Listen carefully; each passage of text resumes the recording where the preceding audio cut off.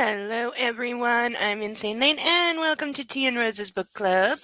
How is everyone this weekend? Is it very hot where you live? It was very nice here until about midnight last night. Then the temperature started spiking up, so now it's very hot. But I mean, it is the end of June, so I can't really complain too much. Not that that's going to stop me, but we've had a relatively mild summer until now, which makes me think that August is going to be a scorcher. But we'll see. I'm hoping we have a nice winter again. I'm hoping we get just a decent amount of snow. I would like a decent amount of snow that stays around for several weeks consecutively. Just a little winter wonderland. Because it's always nice. And in Storyville land, let's see, we've got the sister is still in jail in the world's absolutely would never happenest arrest. Though I will always laugh at the lengthy, it was lengthy, almost full chapter of just showing how incompetent she is at life. Like, breaking her heels, breaking her nails, couldn't wheel her own suitcase, couldn't find her car keys. Like, just utterly ridiculous. Has no clue how to manage life.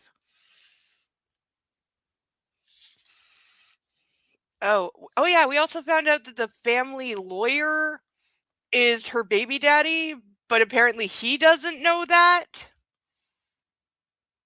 Which I'm guessing, like, back when they found out she was preggers, it was like, well, he's not like one of us. He's not like, of the same social circle as them, and they didn't want him in the family.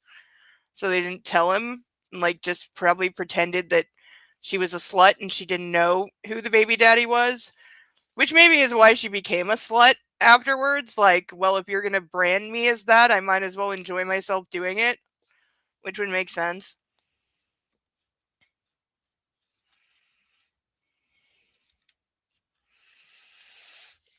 We have the other brother who's doing the horses. We didn't really get anywhere with him. I don't think we learned anything new with him.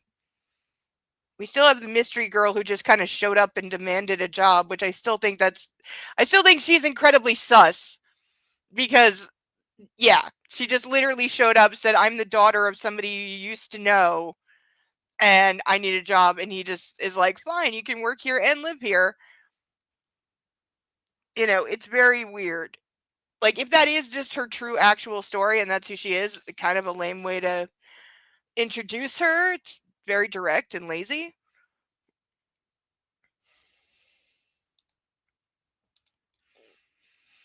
But we'll see where that goes. Like, I have a feeling they're going to be a couple.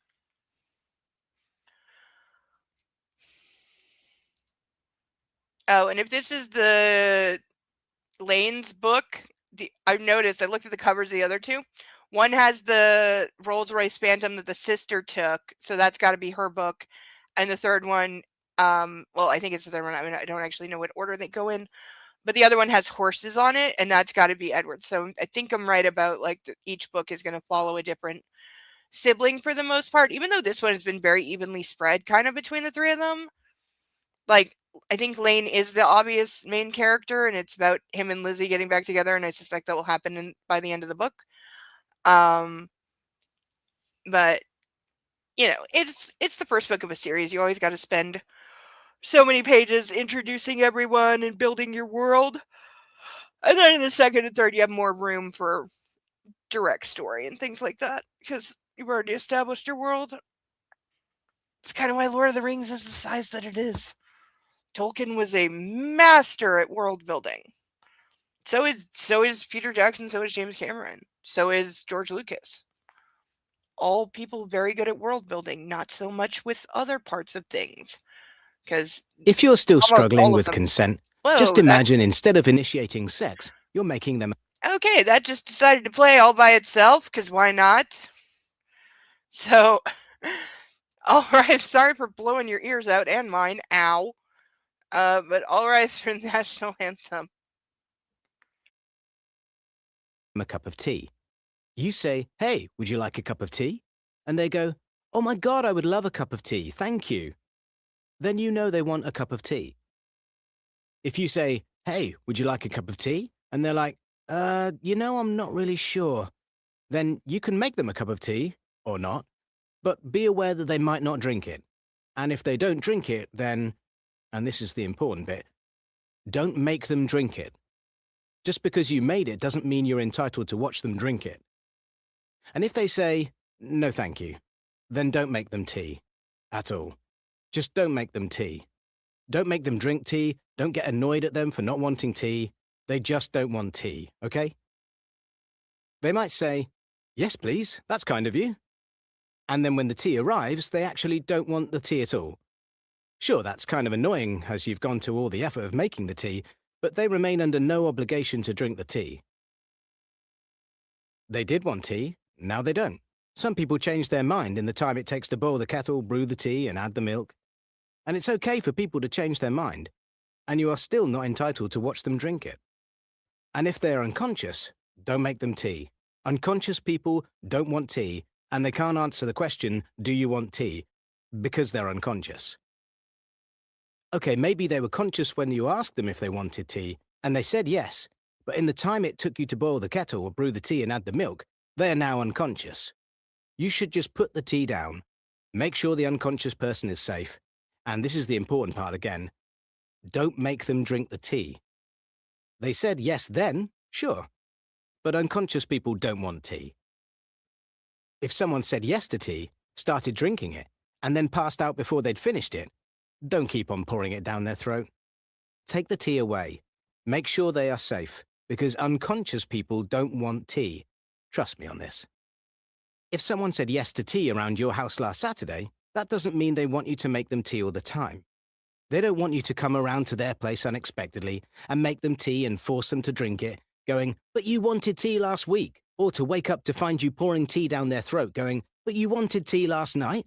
If you can understand how completely ludicrous it is to force people to have tea when they don't want tea, and you are able to understand when people don't want tea, then how hard is it to understand when it comes to sex? Whether it's tea or sex, consent is everything. And on that note, I'm going to make myself a cup of tea. And there we go. All right. So, Puppy is still in jail. He knows what he did. He's still sleeping because that is his answer to being in jail. Is just go to sleep for a while, and then when I wake up, I'm probably not in trouble anymore. Or at least he thinks it's been long enough, and so he starts whining to be let out because he's like, I've been in here for so long. Doesn't matter if he slept for 10 minutes. Though in this case, he's been out for a couple hours because, he was a sleepy puppy anyway. It was nap time.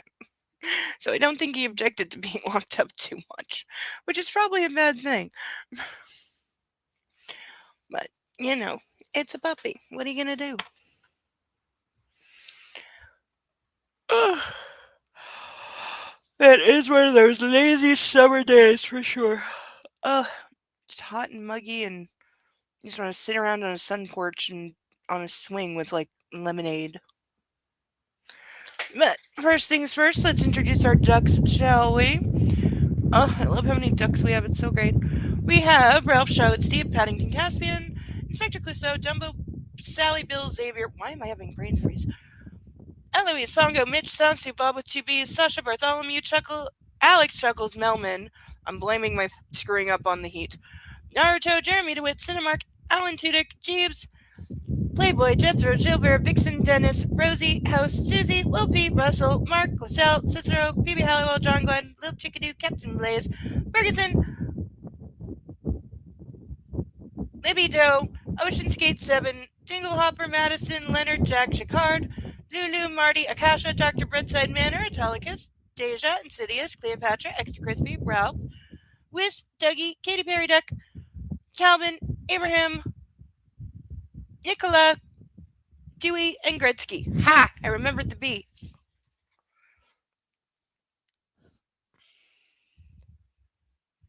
There we go. Much better. Much, much better. Ow. Okay, so poking yourself in the eye when trying to remove an eyelash, not ideal strategy. Don't do it. For anyone who would like to help support the channel, we have more ducks. We have random ducks and painted ducks for $10. You can either choose a random duck. I will draw one at random out of this bag. You can name it or I will name it, up to you. Or we have a plethora of painted ducks because I got really bored and really creative. So we have Christmas Story Duck, Yoshi Duck, Pollywag Duck, Julie Roberts Duck, Queen Midas Duck, Black Swan Duck, and we also have Rooster, Mark Zuckerberg, Porygon Duck, and Evil Knievel Duck for the painted ones. Please specify if you would like a painted duck, which one. If you just say painted duck, I will pick one at random. For the $25 tier, we have these very real handcuffs, which I will put on for roughly half the stream, about 2 hours. There's a key in here, and there's a key on a string around the monitor because we practice safety here, so we make sure there's always a key in reach in case this one falls off my desk. But these are real handcuffs, not safety cuffs. They don't have the button. And for the absolutely astronomical sum of $50, we will try one of these Skittles drink mix powders. We have so far tried the cherry, the green apple, and the strawberry, but we've not tried the orange yet. So next time we get a Skittles sponsorship, not actual Skittles, you know what I mean. We're definitely trying the orange because we have to try them all at least once before we can just grab one at random or play favorites. Gotta try all the flavors first. That's just a rule. So we have those. Oh, and I am thinking of getting something sour as a drink option. I saw something and then I completely forgot, but I'm hoping I bookmarked it. Because we don't have the Sour Patch Kids of the drink mixes up here. We only have like one or two and they're all sweet, so. But we'll see what we can find. It's amazing how many, like, I guess grown up versions of candy there are.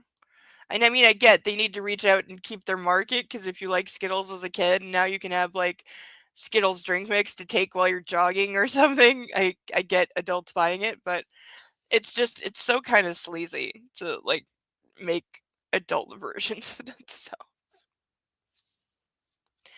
Anyway, I've got our marker sheet here. I remembered to glue it. That we still are running out of room for brand names. If there's a lot of brand names tonight, we could be in trouble. Okay, weird sound, but it's okay.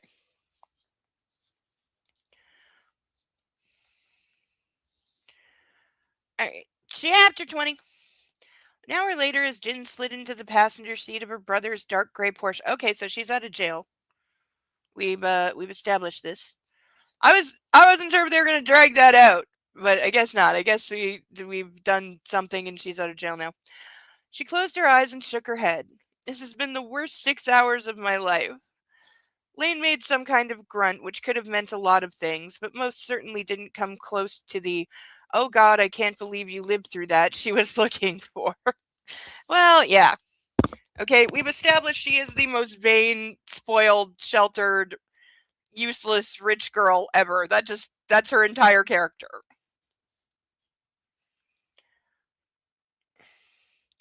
"Excuse me," she snapped, "but I was just in jail." "We're in trouble, Jin." She shrugged. "We made bail and Samuel T is going to make sure it stays out of the press." "Jin." Her brother looked over at her while shooting them into traffic. "We're in real trouble." Okay, so like what is actually going like okay, is he talking about oh, I forgot. Somebody died, didn't they? There's been like a murder or possibly a murder. We don't know how they died yet, but somebody has died. And they left a flash drive that he has. So there could be a murderer. We're in real trouble. Later, oh, so much later, she would remember this moment of their eyes meeting across the car's interior as the start of the downfall. The tip of the first domino that made all the other ones fall so fast it was not possible to stop the sequence. Oh, what? Okay, is something actually going to happen? Because we are like halfway through and really not a whole lot has happened.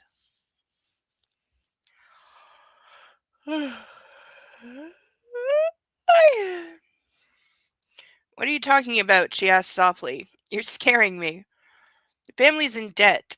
Serious debt. Okay, we knew about that. She rolled her eyes and slashed a hand through the air. Seriously, Lane, I've got bigger problems. Does she not understand? And Rosalinda killed herself in the house sometime in the last 2 days. Oh, okay, so we're confirming that it was suicide. So did she steal from them or something?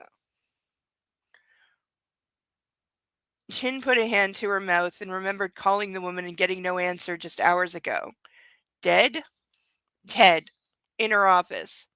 It was impossible not to have a case of the skin crawls as she pictured the phone ringing next to the corpse of their controller. Dear God.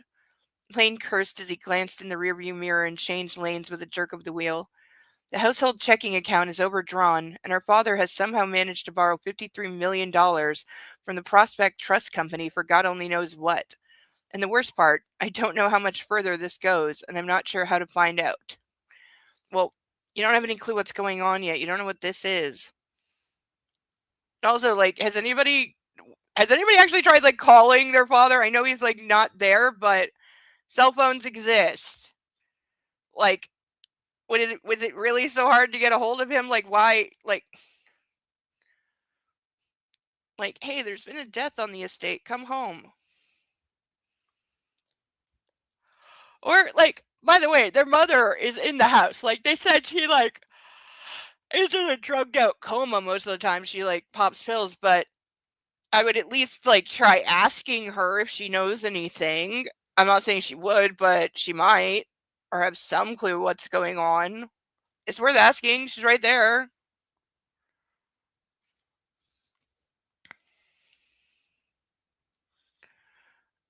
Uh,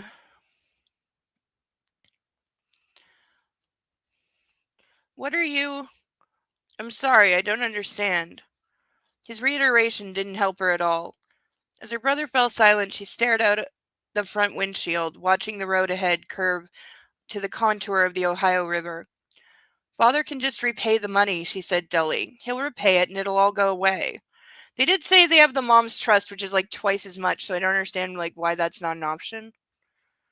Chin, if you need to borrow that kind of cash, it's because you're in deep, deep trouble. And if you haven't paid it back, you can't.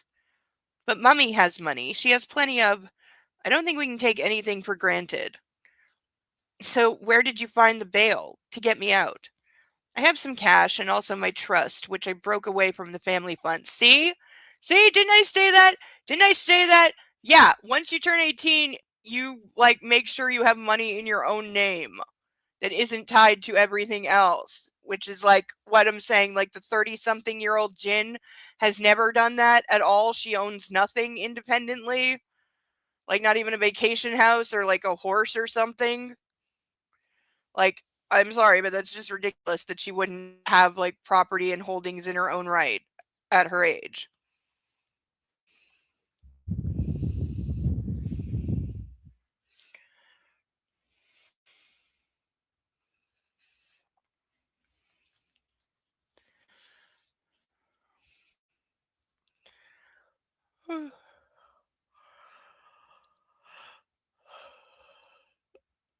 Ugh, extended yawn.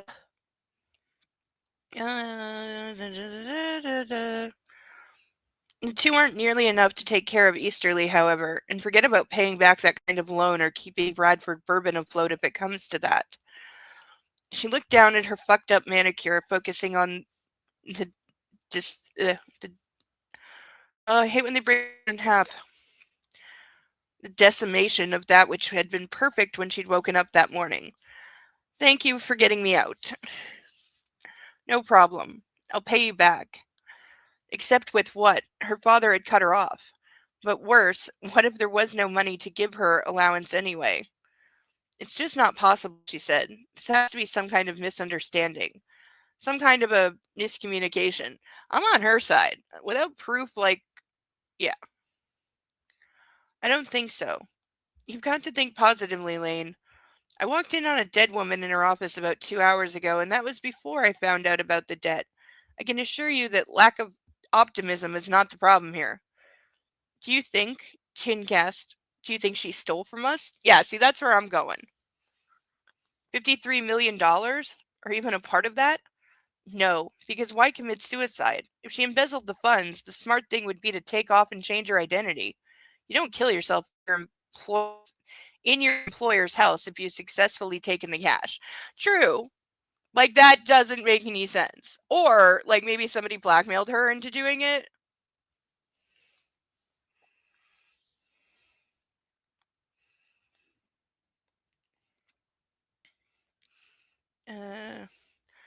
But what if she was murdered? Yeah, like, do we know for sure that she killed herself? Like, we don't know this yet. I don't feel like we know this. I know he said it, but, like, that's not the same as, like, the police saying it or, like, an actual investigation, so. Lane opened his mouth like he was going to say no way her, going to no way her, but then he closed it back up, as if he were trying that idea on for size. Well, she was in love with him. Chin felt her jaw drop. Rosalinda? With father? So I guess that's saying, yeah, they've been having an affair for like 30 years. Oh, come on, Jin. Everyone knows that. Rosalinda. Her idea of letting her hair down was to tie that bun of hers lower on her head. Repressed or not, she was with him. In mother's house? Don't be naive. Yeah, seriously. Right. It was the first time she'd ever been accused of that. And suddenly that memory from all those years ago, from New Year's Eve, came back, when she had seen her father leaving that woman's office. But that had been decades ago, from another era. Or maybe not. Yeah, they've been banging this whole time, girl. Just accept it. Lane hit the brakes as they came up to a red light next to the gas station she'd visited that morning. Think about where she lived, he said.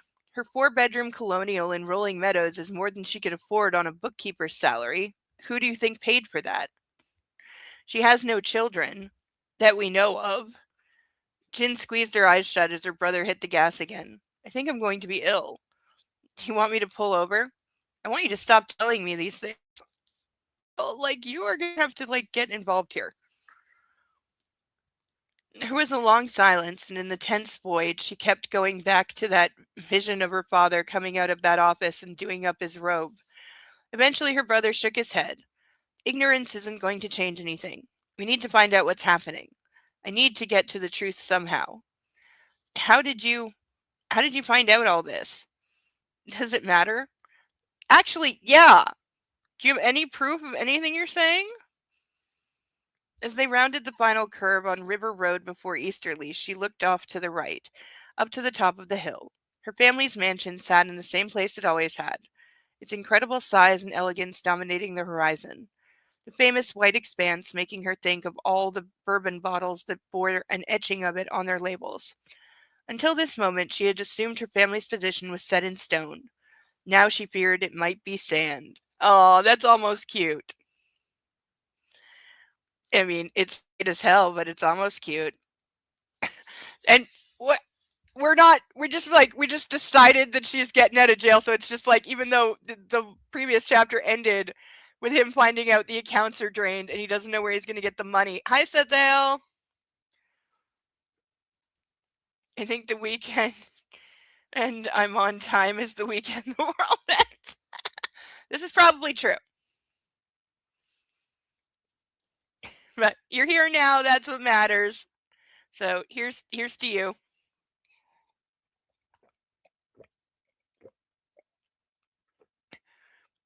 I hope it is cooler where you are.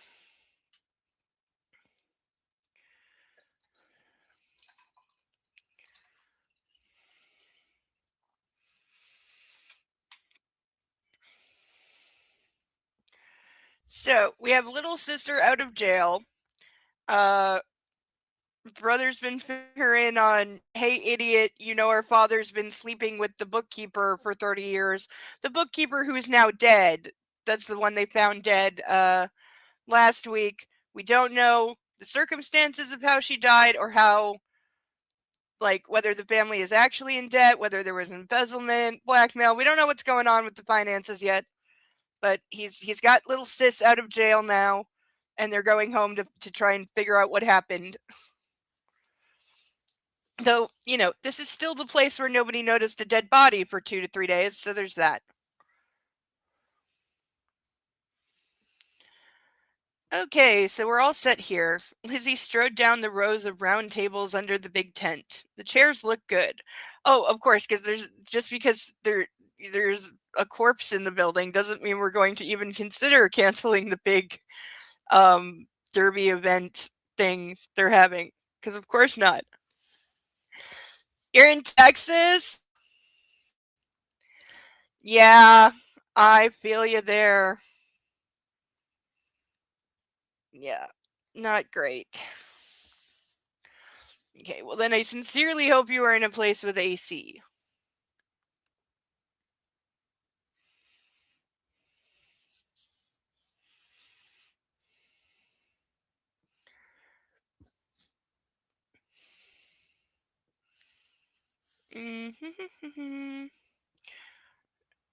Ja, Credit said as she made a slight adjustment to the tablecloth. The pair of them continued on, inspecting the positioning of all 700 seats, double checking the crystal chandeliers that were hanging from the tent's 3 points, making further tweaks to the draped lengths of pale pink and white. When they were finished, they stepped out from underneath and had followed the lengths of the dark green extension cords that snaked around the exterior that supplied electricity to the 8 cyclone fans that would ensure circulation. These tents have got to be so expensive.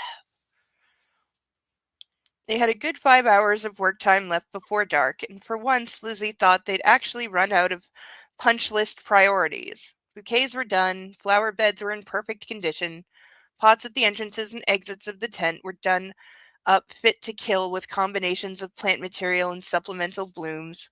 Even the food prep stations in the adjacent tents had been arranged per Miss Aurora's instructions. Hi, Sarah. You're doing chipmunk mode? Okay. I'm sure you had very important kitty business that kept you away.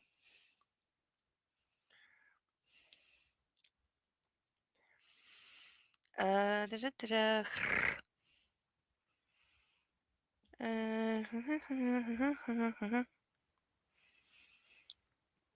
Per Miss Aurora's instructions. As far as Lizzie was aware, the food was ready, liquor delivered, waits to additional bartenders had been coordinated through Reginald, and he was not the type to drop any balls. Security to make sure the press stayed away were off duty Metro police officers and all ready to go. Okay, so they also regularly hire local cops as their personal security, and you're telling me those same cops still arrested the daughter for taking a car that belonged to her? No, they fucking didn't. She really wished there was something to occupy her time.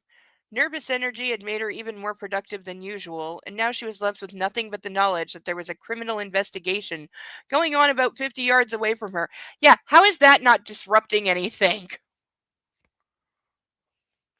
God, Rosalinda. Her phone went off against her hip, the vibration making her jump. As she took the cell out, she exhaled. Thank God. Hello? Lane? Are you okay? Yes. She frowned as Greta looked over. Actually, I left it in the car, but I can go get it now. Yes, sure, of course. Where are you? All right, I'll get it and bring it right to you. When the call ended, Greta said, What's going on? I don't know. He says he needs a computer. And what? There's not one? Like, they said there's an entire business center on the property. Do they not have computers?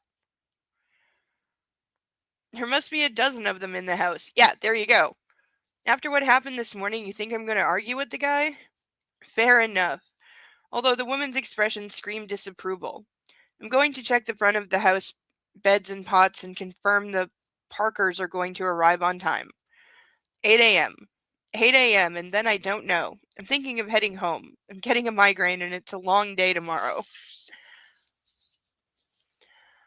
That's terrible. I'd say go now and come back ready to roar. Yeah, I mean, if you've got nothing to do and it's the night before the big thing, and there's the small matter of a murder investigation going on. Going home for a couple hours sounds like a good idea. Oh yeah, absolutely. There's a lot of Lane around here. That's why I'm asking. Lizzie glanced over at the house. He's getting a divorce. Says him. Really? That's what he says. Greta crossed her arms over her chest and her German accent became more apparent. About 2 years too late for that. He's not all bad, you know. Oh God, she's defending him. No, don't. Excuse me? This is 9. You can't be serious. He didn't know Chantal was pregnant, okay? Oh, she, like, God, girl, pretend to have some self respect. Like, you cannot be, like, just this already. He's been back. They've had, like, 2 conversations. He's been back for 1 day, and she's already, like, just fully back in. Greta threw up her hands. Oh, well, that makes all the difference, then, yeah? So he voluntarily married her while he was with you. Perfect. Please don't. Lizzie rubbed her aching eyes. He got to you, didn't he? He called you, he came to you, something. Yes! There's always one character who knows that nobody listens to. And if he did, that's my business. I spent an entire year calling you, getting you out of that farmhouse, making sure you went to work. I was there for you, worrying about you, cleaning up the mess he made. So do not tell me I don't get to have a reaction when he whispers in your ear. See? She's right. Lizzie put her hand up to the woman's face. Done. We're done here. I'll see you in the morning. All right, don't listen. Marching off, she cursed under her breath the entire way down to her car, and after she got her laptop, she F-bombed the long way back to the house, deliberately avoiding the kitchen and the conservatory because she didn't want to run into Greta as the woman packed up. She entered the library and, without thinking, headed for the hallway that led to the staff stairs and the kitchen. She didn't get far. Just as she rounded the corner, she was stopped by 2 police officers, and that was when she saw the body on a rolling stretcher. Rosalinda Freeman's remains had been placed in a white bag with a 5-foot zipper that had mercifully been pulled close. Like, they would have so much, this entire house would be, like, nobody would be allowed in. Ma'am, one of the officers said, I'm going to have to ask you to step aside. Yes, yes, sorry. Tucking her eyes and swallowing her nausea, she wheeled around, trying not to think about what had happened. Failed. She'd given her name to the police, just like the rest of the staff had, and provided a brief statement of where she'd been all morning, as well as over the past few days. Yeah, because they don't even know when this person died. Like, when asked about the controller, she hadn't had much to offer. She had known Rosalind. She hadn't known Rosalinda any better than anyone had. The woman had kept to herself and her processing, and that was that. Lizzie wasn't even sure if there was any family to notify. Using the main staircase was a violation of that easterly etiquette, but considering there was a coroner's van parked out front and a crime scene down that staff hallway, she was confident in letting go of business as usual. Up on the second floor, she made her way over the pale runner, passing by the oil paintings and the occasionals that gleamed with age and superior craftsmanship. As she came up to Lane's door, she couldn't remember the last time she and Greta had fought about anything. God, she wanted to call the woman but what could she say? Drop the laptop off and leave, she told herself. That's it. Lizzie knocked on the door. Lane, come in. Pushing her way into the bedroom, she found him standing at the windows, 1 foot planted on the sill, his forearm braced on his raised knee. He didn't turn and acknowledge her, didn't say anything else. Lane, she glanced around. No one was with him. Listen, I'll just leave it. I need your help. Taking a deep breath, she said, okay. But he stayed silent as he stared out at the garden, and God help her, it was impossible not to run her eyes over him. Oh God, why does nobody have any self-control in these books? Just because if somebody's hot, they have no self-control and must always notice how hot this person is at all times. Like, is this a straight people thing? Is that why I don't get it? Like, yeah.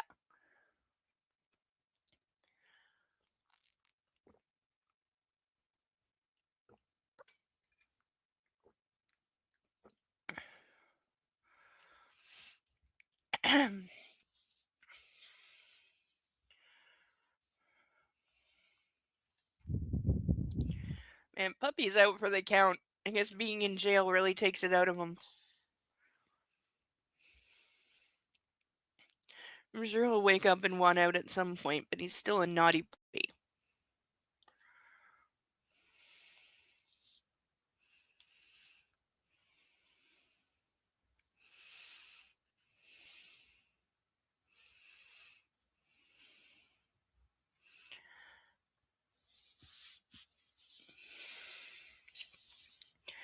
She told herself she was looking for signs of strain, that she wasn't measuring his muscular, God, this is going to be awful, shoulders, the short hair at the base of his neck, the biceps that had curled up and were straining the short sleeves of his polo shirt. He'd changed clothes since she'd last seen him, had taken a shower too. She could smell the shampoo, the aftershave. I'm sorry about Rosalinda, she whispered. What a shock. Hmm. Who found her? I did. Lizzie closed her eyes and hugged her laptop to her chest. Oh, God. Abruptly, he put his hand in the front pocket of his slacks and took something out. Will you stay with me while I open this? What is it? Something she left behind. He showed her a black USB drive. I found it on her desk. Is it a suicide note? I don't think so. He sat down on the bed and nodded at her laptop. Do you mind if I. Oh, yes. She joined him, flipping open the Lenovo. Oh, I know that brand. I don't use them, but I know them. And hitting the power button. I have Microsoft Office, so yeah, Word documents are no problem.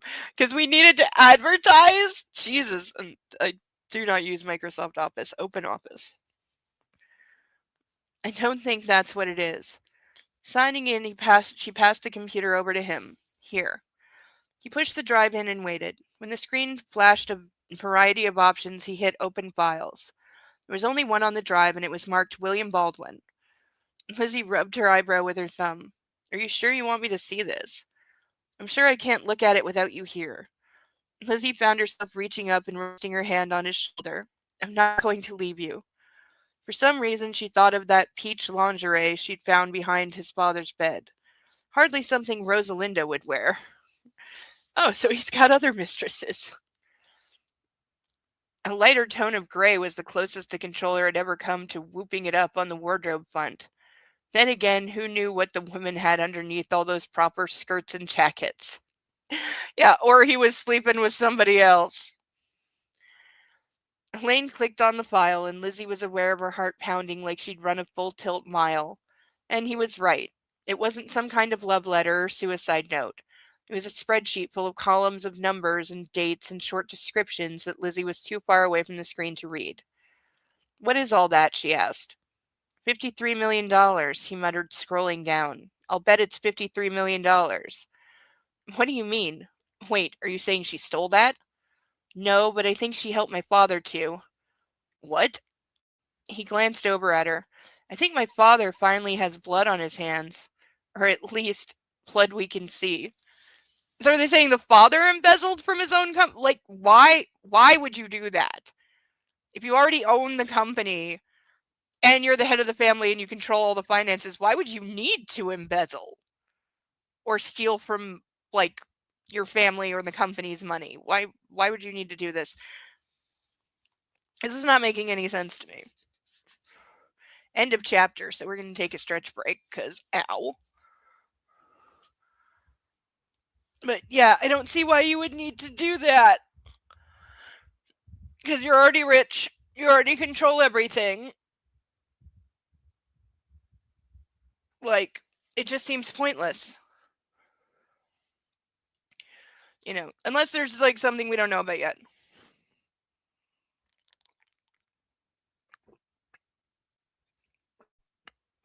Oh, like, maybe he wanted to run away with the controller girl. Like, he, like, said, like, help me steal, like, $50 million from the family estate company, whatever, and we'll, like, run away to Barbados together. And then, like, maybe she found out that he was sleeping with somebody else, like, and he was, like, gonna take her. Maybe that's why she unalived herself and like left a note like outing him for stealing. That would be cool. That would kind of be the ultimate revenge. Like, sad that she's dead, but leaving proof that, like, oh, he's a thief. Like, that would be pretty badass revenge.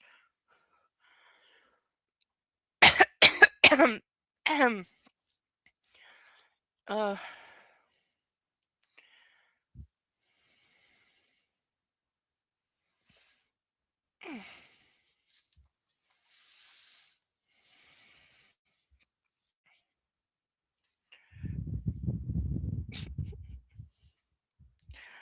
Oh, Puppy has relocated to the front of the cage now.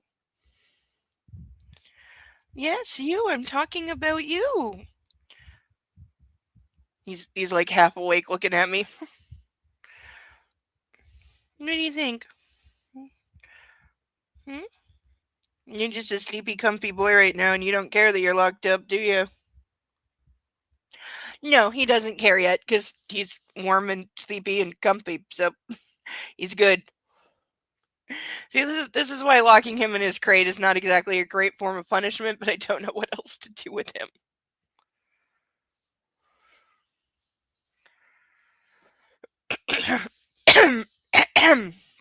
And he knows what he did.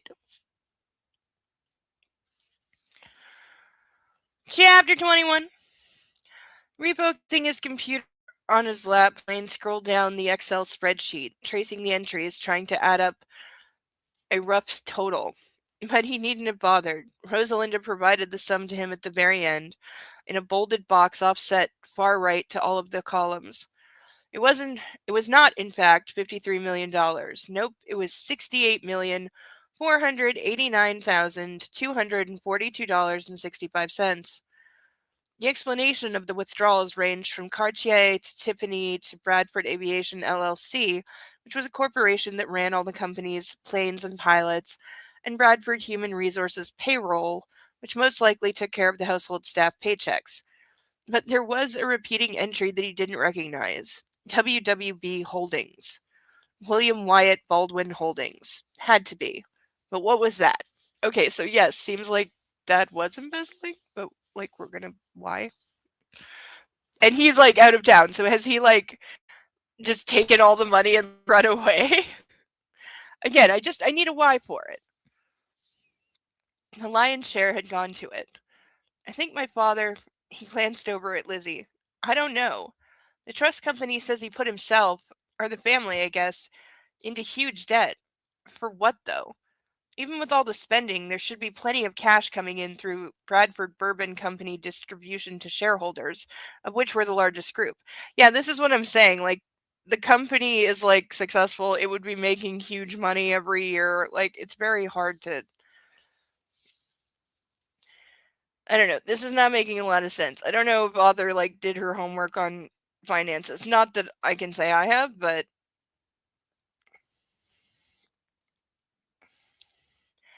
the rental company, Lizzie murmured. What? The rental company didn't get paid. Their accounts payable called Rosalinda last week and she never got back to them. Who else do we owe, I wonder? How can I help? He stared over at her, his brain churning. Let me get into this file. It's a good start. What else? God, her eyes were blue, he thought. And her lips. Those naturally red lips of hers were so perfectly shaped. I literally was about to say, is he going to put the laptop aside and they bang? Because it like, he's like grieving and in shock. Also, by the way, if you think the father's involved in all this, why is nobody trying to contact him? Like, he was literally there this morning. He's only been gone a few hours. Why is nobody blowing up his phone? Because I would have an assistant standing right there just hitting his phone on repeat until he picked up. Or like find out like what hotel he's staying at, call there, do something. Like, I mean, if he doesn't answer, at least you know.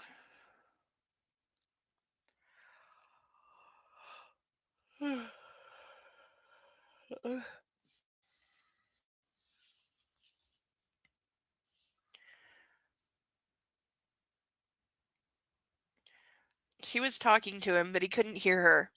It was as if a muffing had come down around him, making him unaware of any sounds around him. And then the computer in his lap and all of its secrets revealed disappeared too, so that neither the glow of the screen, nor the pattern of the columns, nor the numbers and letters registered either. Lizzie, he said, cutting her off. Yes, I need you, he heard himself say hoarsely. No, he just needs to get off her so his brain can process, but she's there and probably willing, so. Of course, what can I. He leaned in and put his lips to hers, brushing quick. She gasped and pulled away. Lane waited for her to get up. tell him off, maybe go 80s romance and slap him with an open palm. Instead, she brought her fingertips up and touched her mouth. Then she closed her eyes. I wish you hadn't done that. Fuck. I'm sorry. He dragged a hand through his hair. I'm not in my right head. Yeah, this is why, like, she needs to leave. She nodded. Yes. Perfect, he thought. His life was on fire on too many fronts to count, so why shouldn't he drop another load of flames somewhere else? You know, just to help the inferno along. I'm sorry, he said. I shouldn't have just. She launched herself at him with such a quick shift he nearly jerked himself away. What saved him was the wanting, the vicious craving he'd always had for her that was all pent up from the time they'd been apart. Yep. I'm guessing they're gonna go at it. Are we finally getting a sex scene? Almost 100. We're 190 pages in. Yay for a book that has restraint with the intimate scenes. It doesn't like front load the hell out of them. Oh, I did kind of forget about the burn video this week, so it's not done, but it will be done for next week. Ugh. I have all the elements going, so I didn't want to rush it, so I will have that for last week or next week. Ugh. The last book, I mean, we will have the video for next week. Words are hard.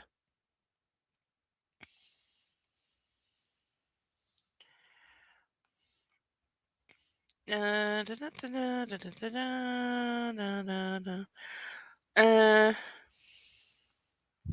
Lizzie spoke against his mouth. I'm not in my right head either. With a curse, he wrapped his arms around her and dragged her into his lap, the computer sliding off onto the thick carpet, which was fine.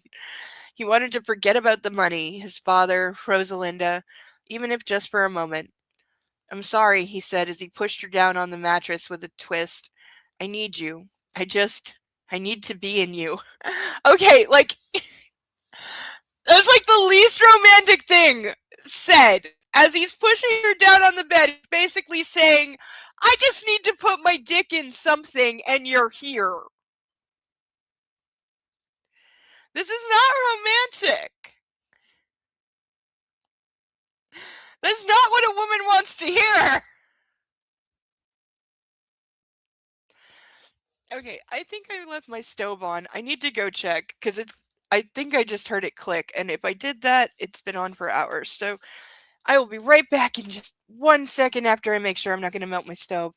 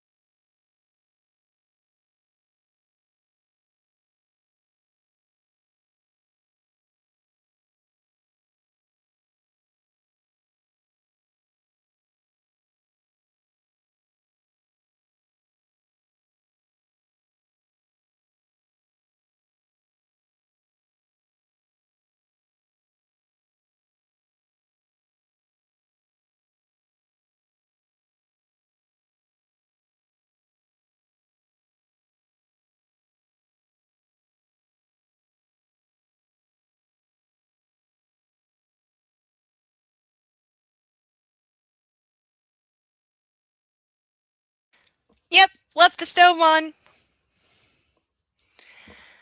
God, that means it's been on for like 7 hours. Ugh. The heat's one thing, but like prime hours on a Saturday, that's going to be expensive. Also, how the hell did I leave my stove? I never do that.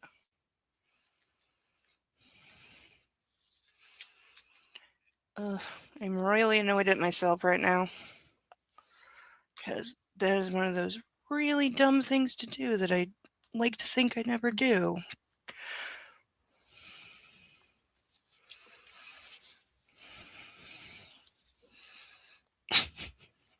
Puppy's now upside down in the rub my belly. Rub my belly while I'm sleeping. Rub my belly while I'm sleeping. So he's good. Yes, you snuggly little thing. You just happy snuggle. You don't even realize you're in trouble right now because you're just a happy snuggly thing.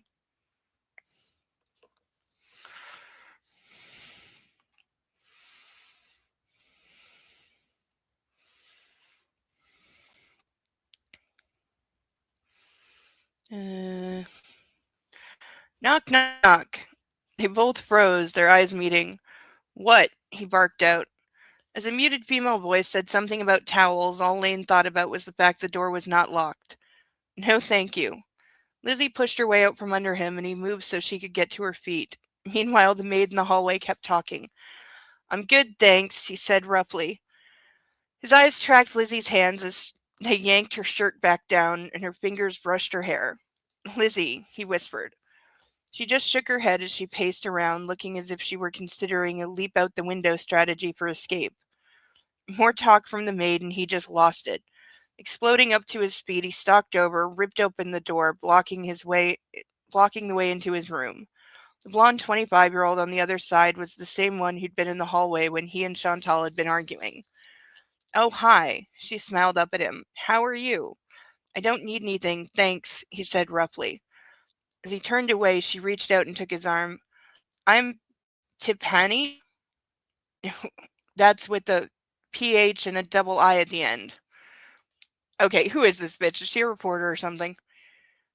Nice to meet you. If you'll excuse, I was just going to come and check your bathroom. That smile of hers gave her away, and that little change in position where her pelvis tilted towards him and one of her legs got extended like she was wearing stilettos instead of Crocs. Okay, she just a slut? Like, what is going on? Lane rolled his eyes. He couldn't help it. The woman he really wanted had just gotten out from under him, and this piece of taffy was thinking she had anything to offer. Piece of taffy! What? I have heard a lot of phrases that men use to refer to women, especially certain types of women, but piece of taffy? Is that a regional thing? Because, seriously, what?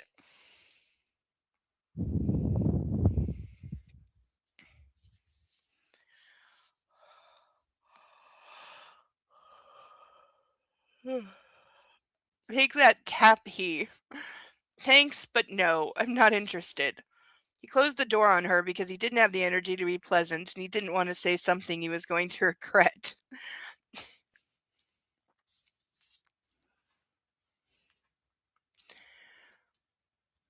Hi, Persnickety and Sasha. Has she forgiven you yet?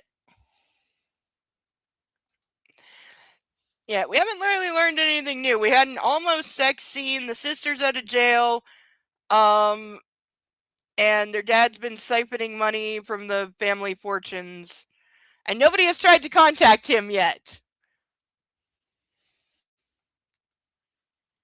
Oh, and Bo is in jail, though he is sitting up and requesting to be allowed out. Hmm. Alright, I will let you out in 5 minutes, okay? Yeah, I'll let you out in 5 minutes.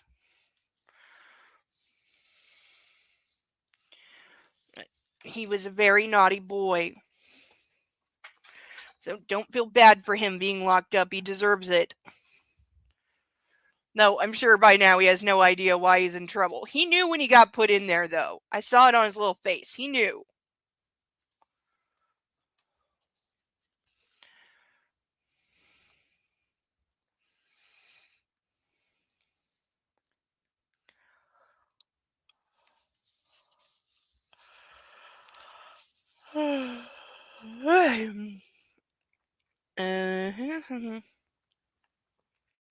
Pivoting around, he found Lizzie across the room by the window.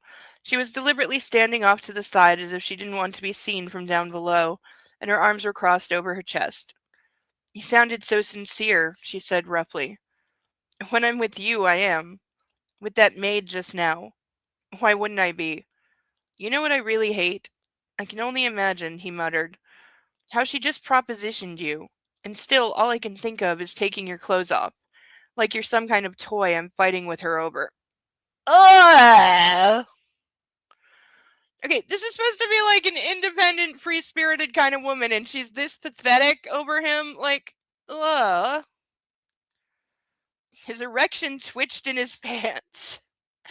Okay, why is this a thing in like cheap, like, romance erotica books? Why is the guy's dick always its own character? I don't need to know what his penis is doing. I really don't.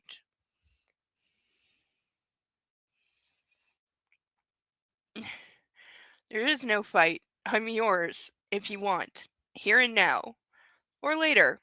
A week, a month, years from now. Shut up, his arousal said. Just shut up, buddy, with that timeline stuff.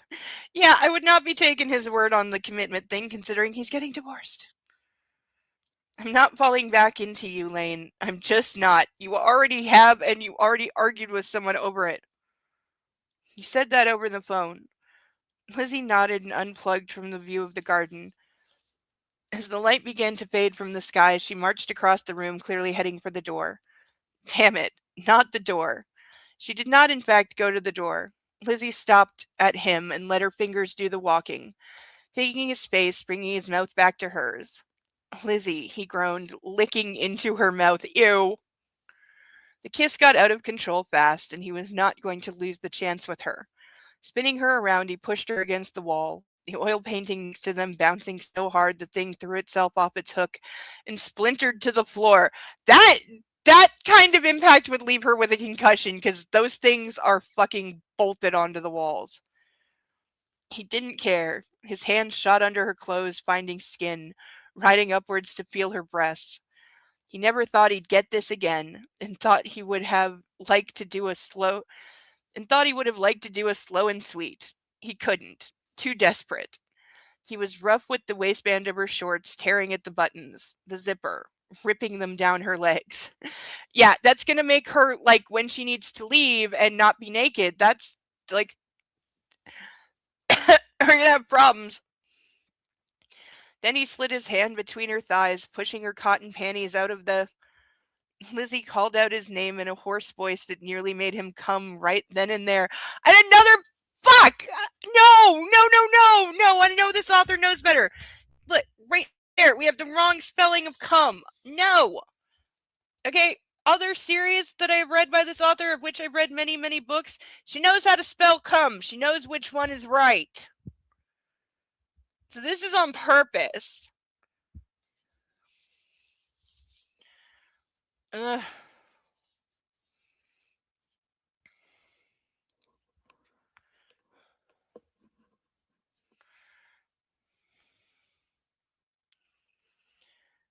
And as her fingers bit into his shoulder, he stroked her harder. Hurt me, he growled when she dug into him. Make me bleed. Okay, so he's a masochist. I like this. I can get behind this. He wanted the pain along with the pleasure. Everything that was going on with his father and his family making him raw and dark on the inside, to the point where he wondered dimly if maybe this was what drove his brother Max. Drove his brother Max to what? We don't know anything about this other brother. There's like a fourth sibling heard mentioned like twice now. He heard about those things Maxwell did, or rumors about them. Okay, apparently he's dark and evil. Maybe this was why.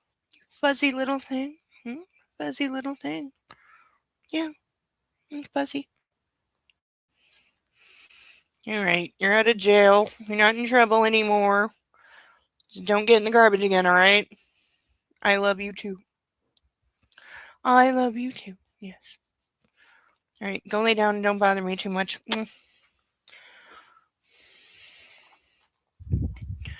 Good puppy.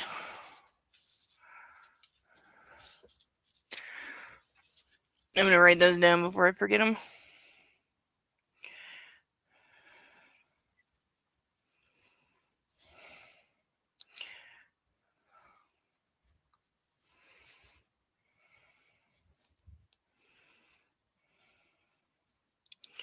Ugly cars, stupid women. I'm missing one. Oh yeah, roaring during sex.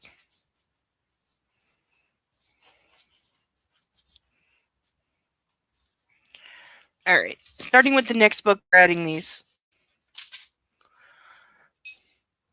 You can hear Bo making himself comfy on the couch now for an extended nap. Because, being in trouble and sleeping your way through it is just so exhausting.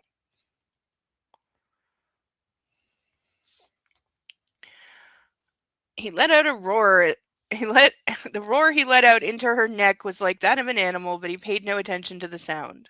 The slick hold of her sex was a sensation he felt over his entire body, and he orgasmed immediately.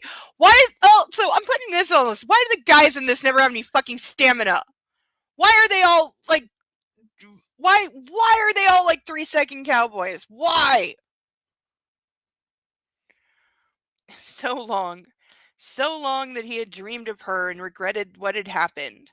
And he wanted to do things differently. And now he was where he had prayed to be. With every pumping release into her, he was rewinding time, putting things back to rights, repairing the wrongs. No, you're not. You're not actually doing any of that. He wanted to get with her.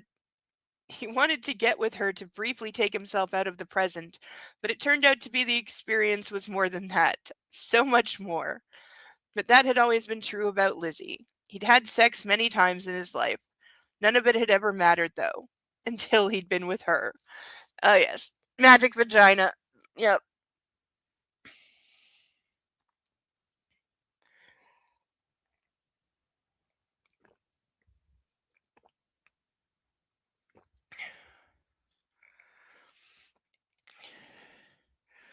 Lizzie hadn't meant to take things this far. As Lane orgasmed inside her, she was swept up along with him, her release echoing his. Fast. So fast. It was all so fast and furious. The deed done and over with in moments, the pair of them remaining locked together as the initial wave passed. Had they just done this, she wondered. Well, yeah, she thought as he twitched inside her. And then she noticed, oh God, he smelled the same, and his hair was still impossibly soft, and his body was every bit as powerful as she remembered. Tears speared into her eyes, and she hid her face in his shoulder. She didn't want him to know about the emotions. She was having a hard enough time acknowledging the confusing jumble to herself. Just sex, she told herself. This had been only about a physical craving on both sides, and God knew the lust thing had never been a problem for them. From the instant she'd seen him yesterday, that connection of theirs had simmered under the surface of her skin. Under his, too. Okay, fine. She hadn't been able to say no in this single discrete instance, even though she should have. Whether or not it was a mistake was going to depend on how she handled things from here. Yeah, I'm gonna go ahead and say this was a mistake.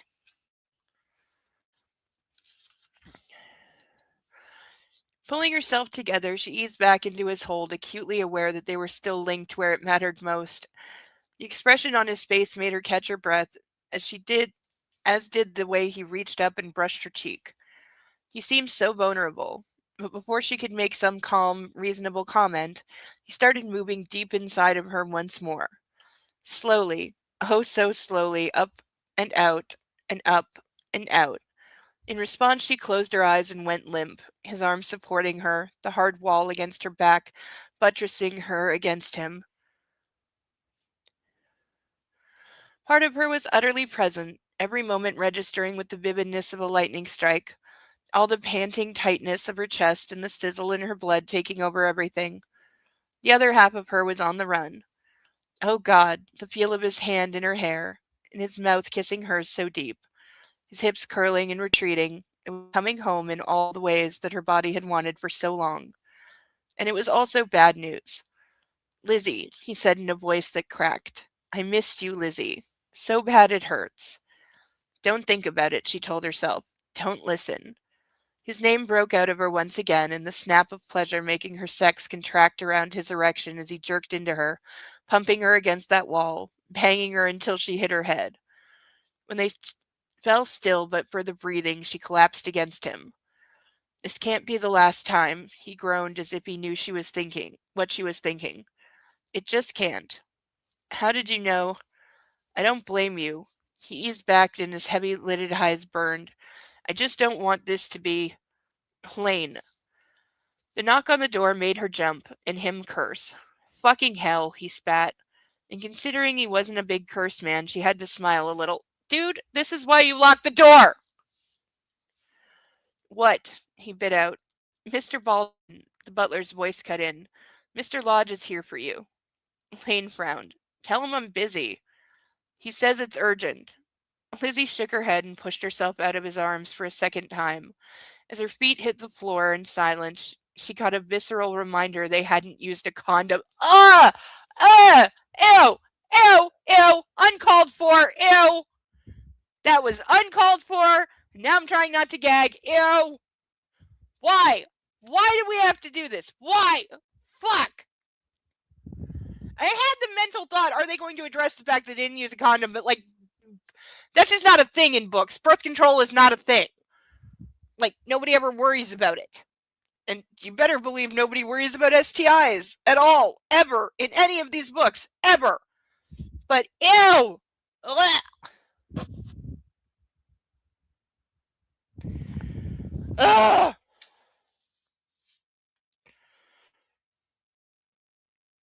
Ugh. And I was thinking about pizza like 5 minutes ago. Ugh. Did not need this.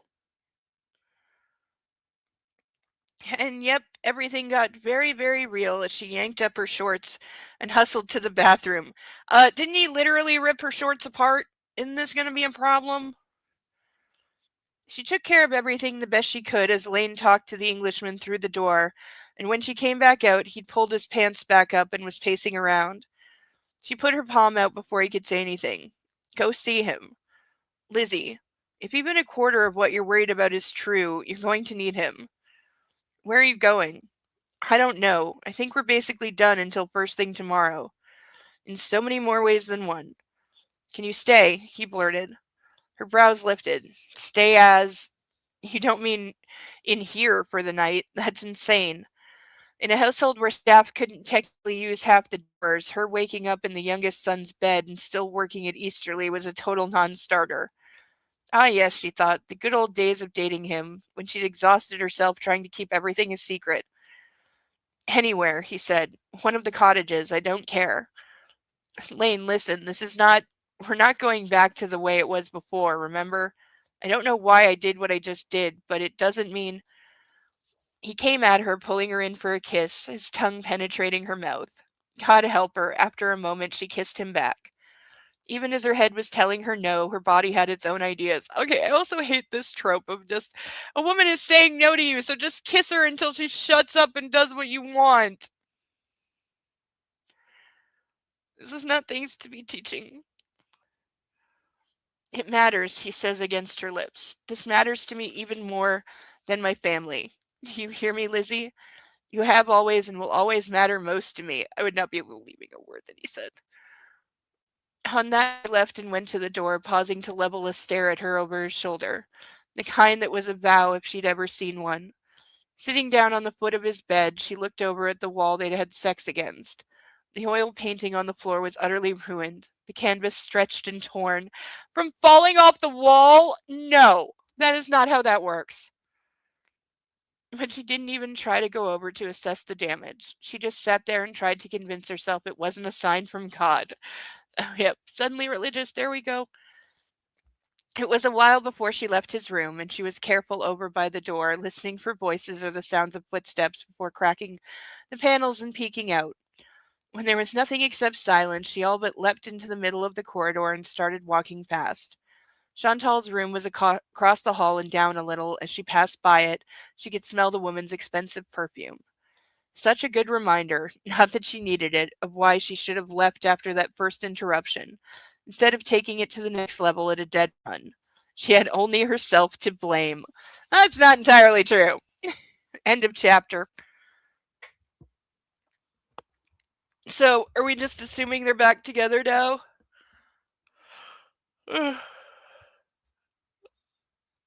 Ay.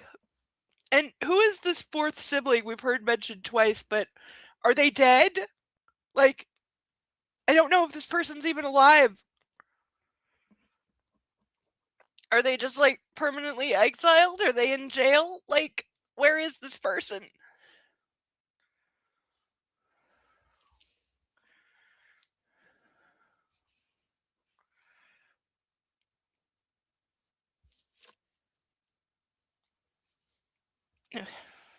Freaking mirror. There we go.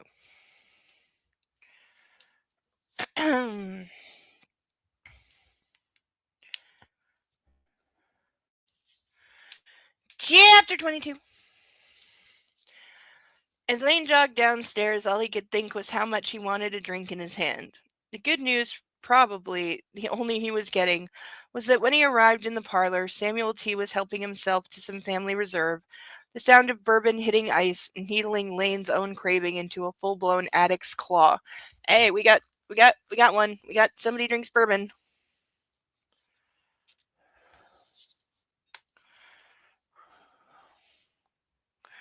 Yeah, we only have 4 on that. I thought it would be way higher given the title of the book.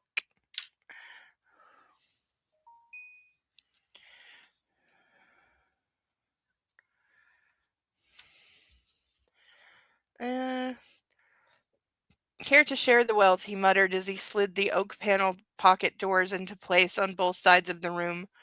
There was so much he didn't want anyone else to hear. My pleasure. Samuel T. presented him with a healthy share in a squat crystal glass. Long day, huh? You have no idea. Lane clicked his rim with the other man's. What can I do for you?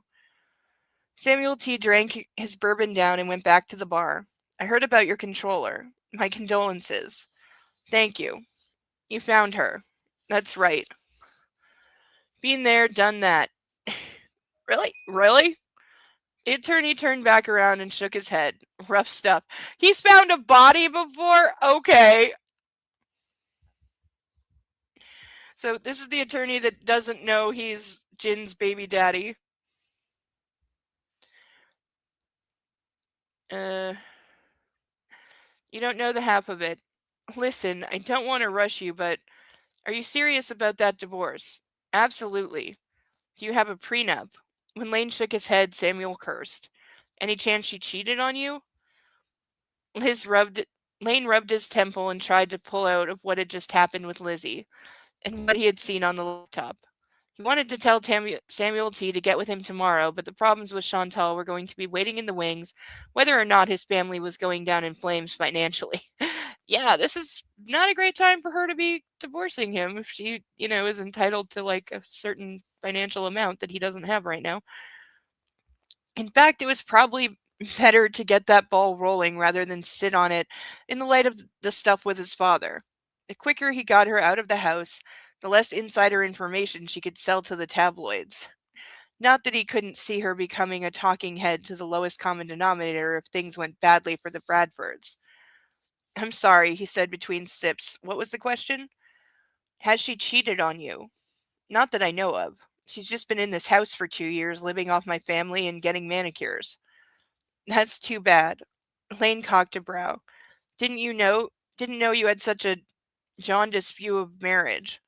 If she cheated on you, that can be used to reduce alimony. Kentucky's a no-fault state for divorce, but misdeeds like affairs or abuse can be used to mediate spousal support. I haven't been with anyone else. Well, except for Lizzie just now upstairs, and about 100,000 times before that in his mind. That doesn't matter unless you're seeking support from Chantal. Not a chance. A clean break is all I want from that woman. Does she know this is coming? I've told her. But does she know? That would be no, because she did not take him seriously at all. Have you got papers for me to sign now? When the attorney nodded, Lane shrugged. Well then, she'll be aware of how serious I am as soon as she gets served. Once I get your John Hancock, I'll go directly downtown and file this petition. The court's going to have to conclude that the marriage is irrevocably broken, but I think, given the pair of you have been living apart for about 2 years, that will not be a problem. I will warn you, there's no way she's not going to hit you for support. And there's a potential that that's going to cost you, especially because her standard of living has been so high here in this house. I'm guessing some of your trusts have kicked in. I'm on the first tier. Second tier is triggered when I'm 40. So they have multiple trust accounts. What's your annual income? Does that include poker winnings? Does she know about them? Do you file income taxes on those funds? No and no. Then we'll leave that off the table. So what's your number? I don't know. Nothing ridiculous. Just a million or so. It's like a fifth of the income generated off the corporation. She'll go after that. Not the corpus, right? I think there's a spendthrift clause. If it's the Bradford family irrevocable of 1968, which I believe it is, my father drafted the terms. So you can bet your best flask no soon to be ex wife is invading anything. I'll need to see a copy of the documents, of course. Yeah, this is not going to go well.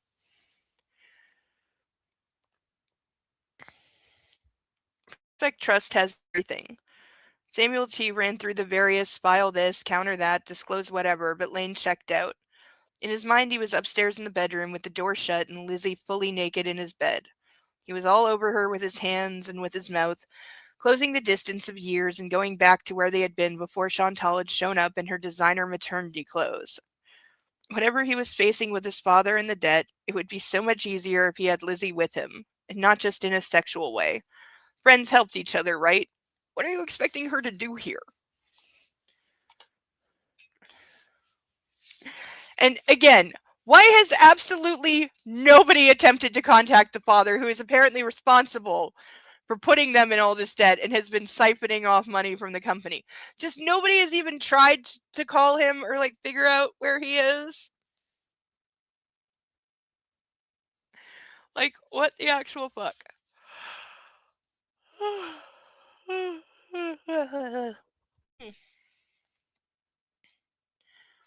Sound good.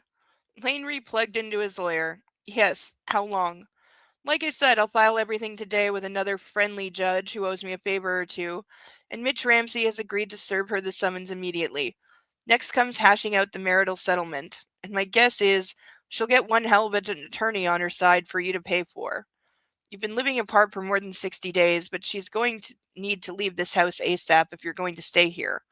I don't want to trip that wire and delay this 2 months thanks to a cohabitating agreement from the other side. My guess is she's going to contest everything, because she's going to want as much money from you as possible. My goal, however, is to get her out of your life with the clothes on her back and that $250,000 engagement ring you gave her, and that's it. Yeah, that's never going to happen. I thought they did. He's allegedly in Cleveland. Yeah, I do remember them saying he was in Cleveland, but it was like a day trip thing. I don't know. But I'm still going like, why has nobody called him and started asking for explanations? Or are they saying like he left and he's not coming back or something? Because I don't think Cleveland is a place you flee to.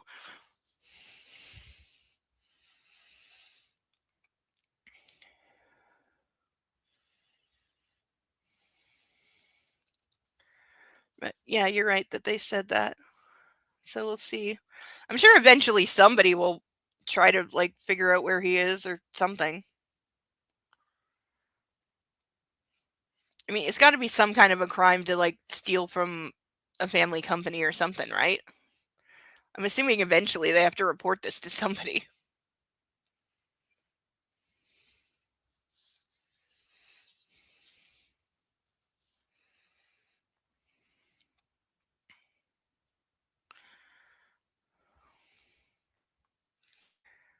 Uh, Sounds good to me, especially as he didn't know if there was a pot to piss in anywhere else but his own accounts. Where do I sign? Samuel T. made short work with various pieces of paper, presenting them for a scrawl in blue ink on the corner of the bar cart. It was all over quicker than Lane could finish his first bourbon. You want me to give you a retainer? He asked as he gave the Mont Blanc back to his attorney. Samuel T. finished his own drink, then put in more ice and more family reserve in his glass. This is free of charge. Lane recoiled. Come on, man, I can't let you do that. Let me. No, frankly, I don't like her, and she doesn't belong in this house. I'm looking at this divorce case as housekeeping, a broom sweep to get the trash out. Okay, so this woman is severely disliked by everybody. I didn't know you disliked her so much. Samuel T. put his hands on his hips and stared at the Oriental. I'm going to be completely honest here. Oh, are we getting dirt? Are we dishing on someone? Are we spilling the tea? Lane knew where things were going just by the way the attorney was gritting his jaw. Go on. About 6 months after you left here, Chantal called me up, asked me to come over. When I said no, she showed up at my house. She was looking for a friend, as she put it. Oh, is she a slut? Then she shoved her hand down my pants and offered to get on her knees. Yep, slut. I told her she was out of her mind. Even if I were attracted to her, which I've never been, your family and mine have been linked for generations. I would never, ever be with a wife of yours, divorced or separated or together. Besides, Virginia is a fine state to go to college in, but I wouldn't marry a girl from there. And that was what she was actually after. Man, he hated being right about that bitch sometimes. He truly did. I'm not surprised, but I'm glad you told me. Lane put out his palm. I'll repay you the favor someday. Favor of what? Not sleeping with her? I'm certain you will. Now, if you'll excuse me, I'll run these down to the courthouse. The attorney shook what was offered to him, bowed ever so slightly, and then left with the glass still in his hand.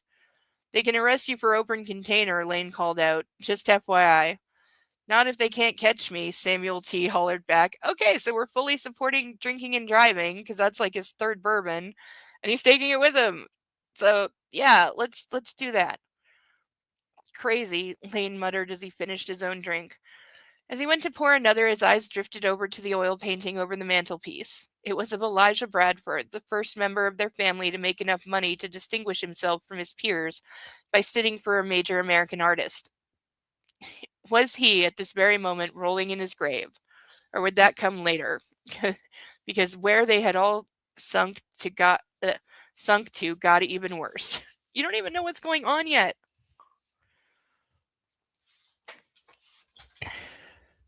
Like, you know what else I would be doing? I'd be calling every bank that we have business with and getting account statements to see where things stand. Like, you don't even know what's going on yet.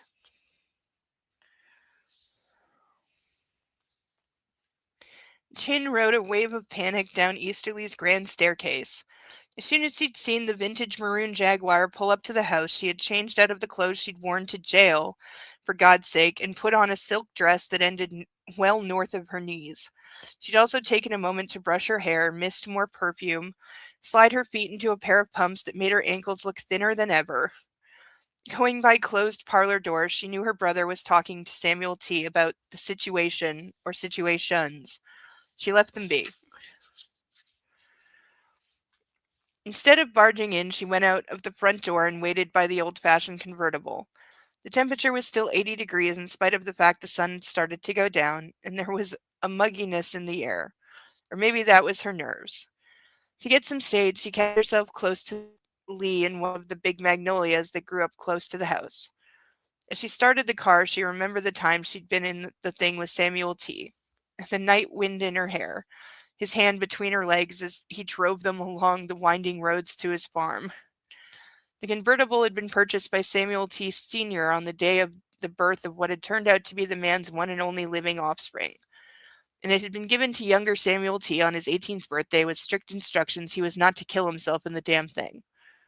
And funny, the instructions had found home. It was only when he was behind the steering wheel of that car that Samuel T. was careful.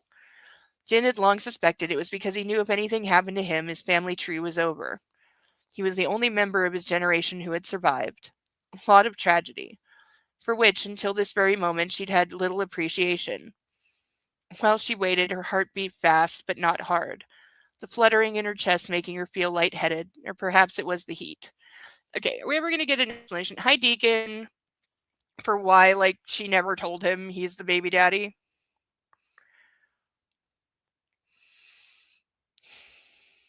Samuel T. pulled open the front door and strode out of Easterly, crystal glass of bourbon in his hand. He cut quite a dashing figure with that perfectly beautiful seersucker suit and his astonishing face, and his monogrammed briefcase. He had put on a pair of gold-rimmed sunglasses, and his thick dark hair was brushed back off his high forehead, that cowlick in the front making it seem styled when in fact that had never been necessary. Okay, so he's definitely her love interest. We've got all the pairings established now. He stopped as he saw her, then drawled, "Come to thank me for saving you. I need to talk to you." "Oh? Trying to negotiate a retainer using something other than cash?" He is such an asshole to her. He tossed back the liquor and put the glass on the front step, as only someone who had lived with help all his life could. "I'm amenable to all suggestions." She measured every step he made towards her in his car. She knew she knew so well that body of his, that hard, muscular body that belied him for the farmer he was in his soul under all his fancy barrister trappings. Of course, of course, of course. Uh, this is just a section of the book where everybody's horny. That's this section. We're in the everybody's horny section.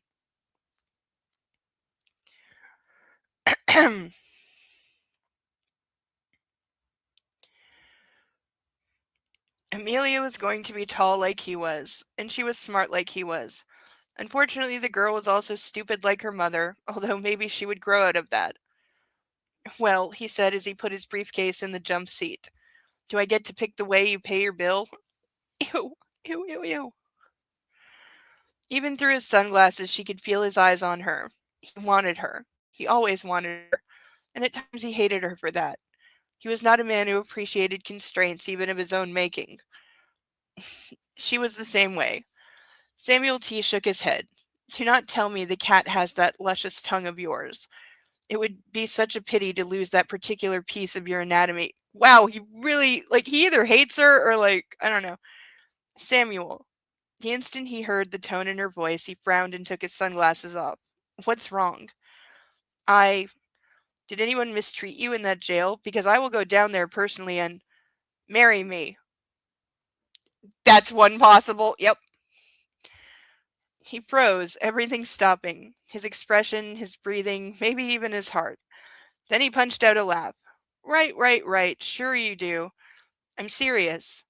The car door opened suddenly, a testament to the meticulous care that was paid to the vehicle. "The day you settle down with any man is the eve of the second coming." Wow! They're all so mean to her! "Samuel, I love you." He shot her a sardonic look. "Oh, please. I need you." See, that's true, because her father sold her to somebody else, which is making more sense now. "Jail really bothered you, didn't it?" He lowered himself onto the bucket seat and stared out over the hood of the car for a moment. "Look, Chin, don't feel bad about having gone in there, okay? I've managed to scrub everything down at HQ so it won't even get on the blotter. No one's going to know. That's not why. Let's get married. Please." Okay, girl, can you maybe offer some fucking explanation? Because the only reason she wants to do this, like, I know we're going to find out she secretly still has a thing for him, and, you know, her family pulled the two of them apart, and she's been longing for him all these years while she's been slutting around with everybody else. But right now she's doing it because her father sold her to someone she can't stand. She doesn't want to be, like, she knows the family is financially in trouble, and she doesn't want to be sold to that guy who was, like, just so completely horrid to her. So she's begging this guy to marry her and, like, save her, but, like, girl, just explain.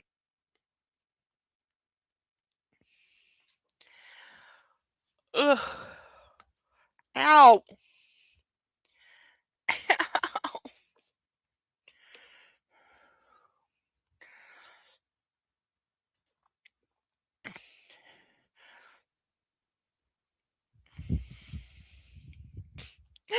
But He's so excited to get out of jail, he's curled up on the couch with his head down the corner sleeping. Oh, crazy little pup.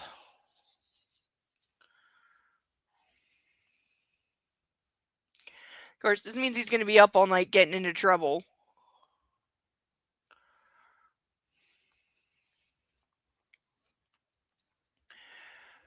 Looking across at her, he frowned so deeply his eyebrows came together. You actually sound serious. I am. And she was no fool. She'd tell him about Amelia afterwards, when it was harder for him to run, when there was paperwork in place to hold them together until he got over what she'd done. You and I were meant to be together. You know it, I know it. We've been skirting around this relationship for a lifetime, maybe longer. You date waitresses and hairdressers and masseurs because they're not me. You hold every woman up to my standard and they all fail. You're obsessed with me just like I am with you. Let's stop the lie and do it right. Maybe if you led up to this in some way instead of just walking up to someone and going, marry me. Like, he shifted his eyes back out to the hood and ran his beautiful hands around that wood steering wheel. Let me ask you something. Anything. How many men have you said that to? He glanced back at her. Huh? How many, Jin? How many times have you used those lines? Wow, he really thinks she's the devil. It's the truth, she said in a voice that cracked. Did you try out the pleading tone with them too, Jin? Give them those eyes? Don't be cruel. After a long silence, he shook his head. Do you remember my 30th birthday party? The one we had out at the farm? That has nothing to do with... It was a good surprise. I had no idea that y'all were waiting for me. I walked into my house, surprise. All those people cheering. And I looked for you. She threw up her hands. That was 5 years ago, Samuel. It was... Actually, it's been the whole story of our relationship, Jin. I looked for you. I went through the crowd searching for... It didn't matter. They don't matter. You, because, like you said, I'm a sap, and you were the only person I truly wanted there. And I found you all right. Fucking that Argentinian polo player who was a guest of Edward's on my bed. Oh, okay, yeah. Samuel, on my bed, he thundered, slamming his fist into the dashboard. My fucking bed, Jin. Okay, yes, she is, the worst for that, but... I have a feeling they've both been the worst to each other for a long time. Fine, and what did you do? She jerked forward on her hips and jabbed a finger at him. What did you do then? You took my college roommate and her sister and had sex with them in the pool. Okay, see? Yeah, they're both guilty. He cursed out loud. What was I supposed to do? Let you walk all over me? I'm a man, not one of your pathetic little fuck buddies. I'm not going to... I'm sorry. Woman that you are not with is sleeping with somebody else. Granted, in your house, in your bed, and she is wrong for that. But your response to knowing that she's banging somebody else is to then go bang two people close to her because you're a man? I don't fucking think so. I think you don't know how being a man works, because that has nothing to do with any of it. I am half thinking about food at this point because I'm very, very hungry. I also really don't want to turn my stove on again, though, because it's too hot.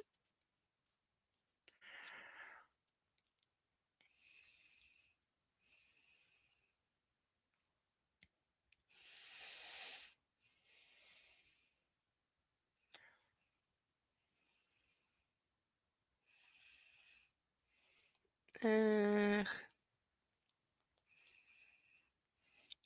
was with the polo player because the week before you went out of your way to sleep with Catherine. I've been friends with her since I was 2, Samuel. I had to sit through her going on and on about how you'd given her the orgasms of her life in the back of this very car, after you'd been with me the night before. So don't talk about how you were the one. Okay, yep, they're both first. Stop. Abruptly, he pushed his hand through his hair. Stop it. Stop all of it. We're not going to do this anymore, Jin. We're fighting over the same dynamic we've had since we were teenagers. We fight because we care and we're too proud to admit it. As he fell silent again, he had a burgeoning hope that he was she had a burgeoning hope that he was thinking things over. Ugh. Samuel, you're the only man I ever loved, and I'm the same for you. That's just the way it is. If we need to stop anything, it's the fighting and the hurting. We're both too proud and stubborn for our own good. There was a long silence. Why now, Jin? Because she's afraid they're broke and she wants to preserve her lifestyle and also save herself from marrying a total creep. It's just, it's time. All because you were strip searched at 10 a.m. this morning? Must you? Samuel T. shook his head. I don't know if you're serious or not, but that's not my problem. Allow me to be perfectly clear. Samuel, she broke in, I love you. And she meant it down to her soul. The terrifying conviction that things were going to go badly for her family had taken root and spread, bringing with it the kind of clarity she had never had before. Or maybe that was more, a courage she had been lacking. For all their years together, she'd never told him how she truly felt. It had been all about posturing and one-upping, well, and his daughter's birth. Not that he knew about that yet. I love you, she whispered. No. He dropped his head and squeezed the wheel as if looking for some kind of strength inside himself. No, you can't do this, Jin. Not with me. Don't try to take the pretend down this deep. It's not healthy for you. And I don't think I'll survive it, okay? I need to function. My family needs me. I won't let you fuck with my head this much. Samuel, no, he shouted. Then he looked over at her, and his pale eyes were cold and narrow, as if he were staring down an enemy. First of all, I don't believe you, okay? I think you're lying to manipulate me. And secondly, I will not ever allow a wife of mine to disrespect me the way you will your husband. You are constitutionally incapable of monogamy. And more to the point, you're too bored to value a sustainable relationship. You and I can have a roll or two from time to time, but I will never honor a whore like you with my last name. Wow, I want this guy dead so much right now. And we know she's going to end up with him, but this is like, he's coming across as such a toxic dude, bro, right now. Like, this is some unforgivable shit. You disparage waitresses, that's fine. But I would so much rather someone like that have my ring on her finger than a spoiled, disloyal brat like you. He started the engine. The sweet smell of oil and gasoline briefly flared in the hot breeze. I'll see you next time I have an itch I can't scratch myself. Until then, have fun with the rest of the population. Wow, he is just really mean to her. Chin had to put both hands over her mouth as he backed up and took off, the old-fashioned car disappearing along the long driveway down the hill. In his wake, tears fell from her eyes, melting her mascara off, and for once she didn't care. She had taken her one shot with him and failed. It was her worst nightmare come true. End of chapter. Oh, girly, like, did we have to make him a toxic dude, bro? Why? Why? Because that was some extremely toxic masculinity bullshit. Ugh. About I'm a man, so when I caught you with another man, even though I have no claim to you and you don't belong to me, I'm gonna go fuck your best friends as revenge. And the whole, I would never honor you with my last name? Okay, just saying you're such a prize, you fucking asshole. Ugh. I hate guys like that. I genuinely hate them. They are such an obnoxious waste of space. Like, these are the guys I hope don't have children because we don't need more of them. We don't need those attitudes being passed down to another generation. But I will take this opportunity to remind everyone that we have ducks. So if you'd like to help a girl out and help the channel out, we have our random bag of ducks. At the $10 tier, we have all of our very lovely painted ducks. Look how freaking awesome these are. Okay, I'm still in love with our black swan duck. Though the Julia Roberts polo match duck is like super cute. And come on, the polywag with the big eyes, that's adorable. And of course we have our usual handcuffs for 25 and Skittles. Okay, handcuffs. I keep saying I'm gonna decorate them, and then I never do. One day I just gotta like sit down and just like, I don't know, glitterize this or something. I don't know. It has to look more badass than it currently does. Yay. And of course, we have our Skittles drink mix, where orange is the only flavor we haven't tried yet. So I don't know what it tastes like or what kind of nuclear orange color it turns. I have a feeling it will be very bright. I just hope it doesn't taste like creamsicle. It can be like any other version of orange and I'll be okay, but if it's creamsicle, ew.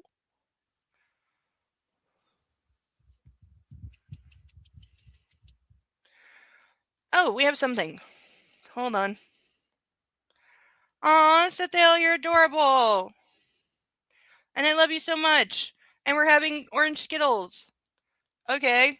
And then I will figure out, because there's more than that here. Thank you so much. You are so incredibly generous. Like, I mean that. Like, so much. So we're doing orange Skittles first, and then we'll figure out, okay, hold on. I'm putting the book out of the way so I don't spill on it, because I have a feeling if I get orange, like, Skittles on this, it's never going to come out. I just have a feeling that these drink mixes could also be used to dye clothes, and it would work. So, yeah, let's just clear a little space. Hi, Ironton!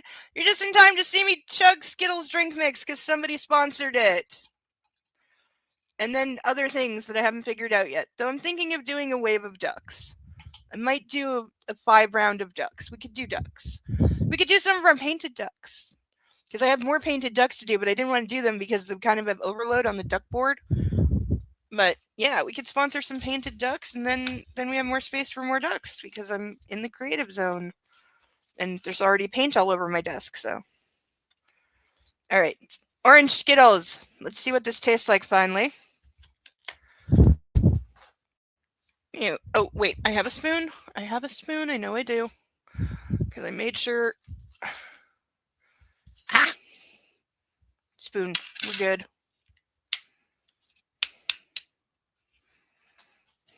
Okay, also noting these say tear on them. It says like tear here, but this is like a super heavy duty kind of plastic that doesn't tear, and it's not perforated at all. Like there's not a little like cut in the side to like start it so it'll tear, and it's not perforated. So I have no idea. Like literally, look at this. It doesn't tear. It doesn't tear because it's just thick plastic. Hence scissors. All right, here we go.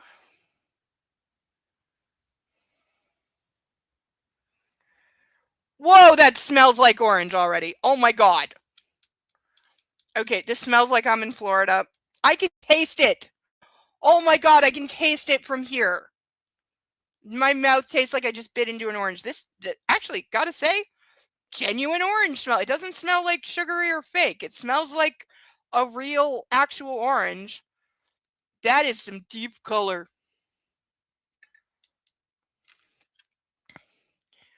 Yeah, man, like half this powder is just fucking dye, I swear to God. Like, it has to be. But wow, this has the strongest smell out of all of them. Like, this 100%. I'm all the way back here and I can smell this, like, a lot. But yeah, this is some strong, yeah, wow. Doesn't want to stir in so much. But holy effing orange color. Okay, hold on, I'm just trying to squish the last bits of powder because I don't want to choke on them. Okay, but look at how fucking orange this is. Look at this stuff. Like, I feel like even orange juice isn't this orange. This is a lot. Wow, I gotta give him credit. It smells like a real orange. Like, in a way that most things do not. It's really good. Smell. Okay, I'm gonna taste it.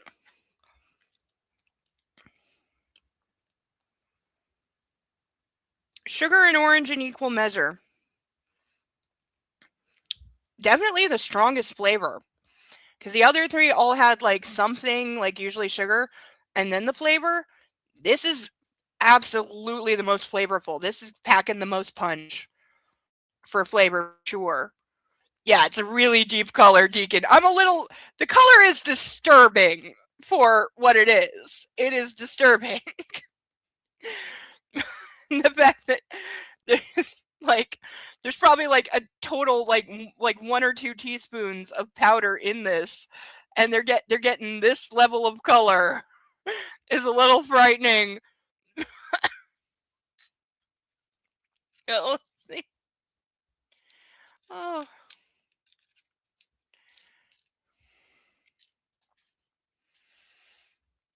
All right, let's see if I can get it down in one.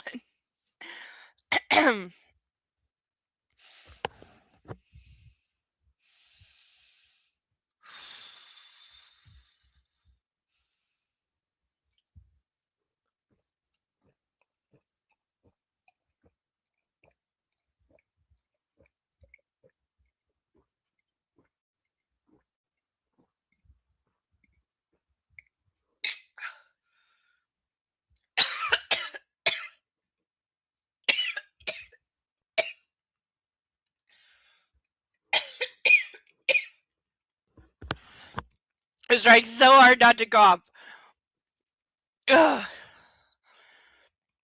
That was a lot. Oh, it's on my skin. Oh, okay. Napkin. Ugh.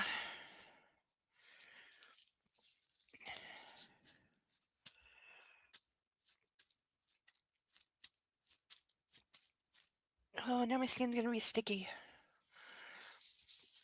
Ugh.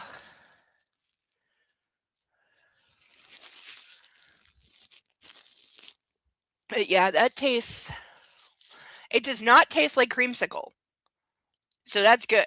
It does not taste like. It literally just tastes like you just bit into an orange and sucked on it. That's what it tastes like. Even, you know what? I can give the orange flavor this. It is the least sugar tasting out of all of them. By a lot. Because I really am not, I don't have that, like, my mouth is coated in sugar feel right now, which the other three all have.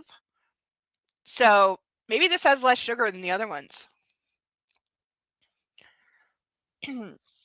Like, if the others had this flavor profile but were just not orange, it was grape, and grape tasted like this, it'd be banging. But yeah, this is actually really good. Despite being orange flavored, it is, in fact, pretty damn good.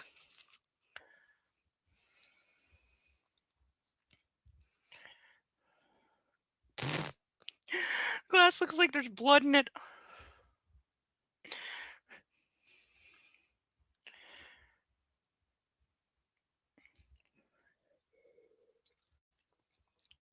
Ah! Ah! That was where all the rest of the powder was! Ah! I didn't stir it enough! Ah! Concentrated orange on my tongue! Ew! Ah! Ah! Ah! I think I permanently dyed my tongue! Ah! Okay, note to self, stir all the way to the bottom! Oh! Ah! Oh yeah, that is concentrated! Look at this color! There's like one drop! Oh! Ah!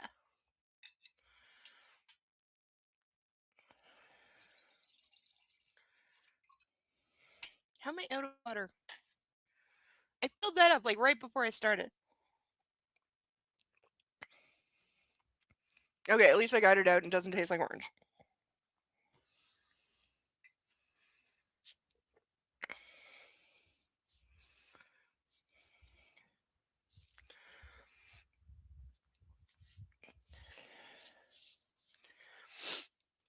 Oh, yes, I have to.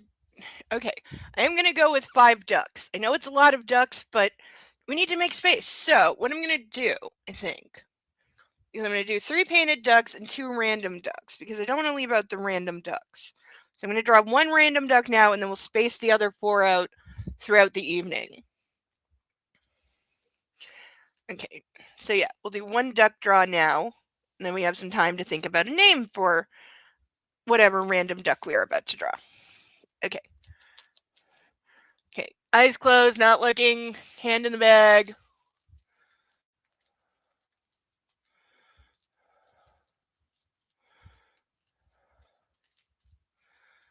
Here, yeah, we're going with this one. What did I grab? Oh, I grabbed astronaut duck. I know we have a John Glenn duck, but this is just general astronaut duck because he's in the full like spacesuit, and he looks really cool. Is it Puerto Rico has like an American flag but with one star instead of 50? Because I think it's a Puerto Rican astronaut duck.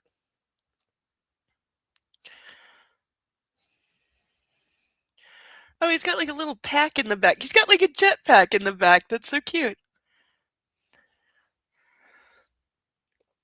Hi there, Zeus.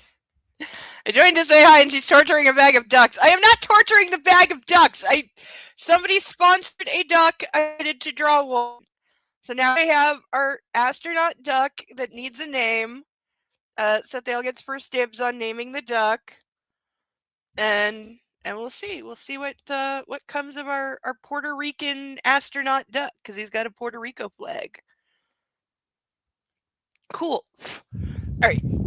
Ah! Why did nobody tell me?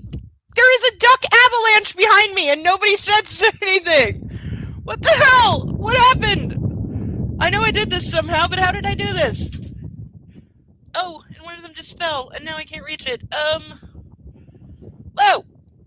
Okay, this stage is not working. I'm gonna have to fix this. Oh no, we've lost Wisp. Okay.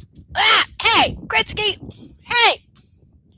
Okay, can we stop with the... Stop it! Hey, I said stop! What the fuck is going on? Having an earthquake?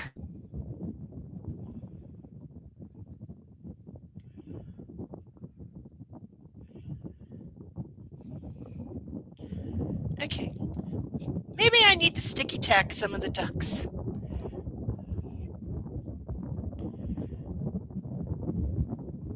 I don't know what in the name of all that is quackable is going on here.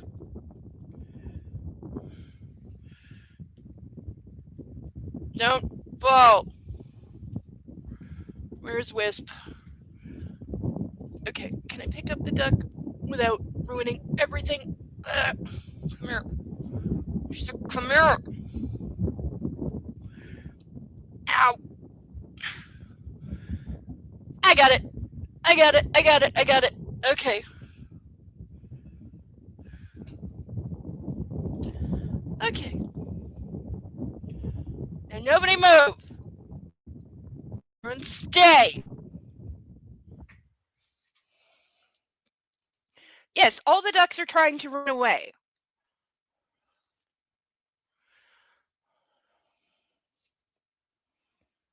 Alright, we'll draw another duck soon. Everyone better be in their places when I turn around again.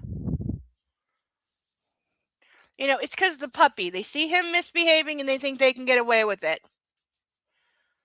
Bo, I'm blaming you for things. Are you awake? He says no.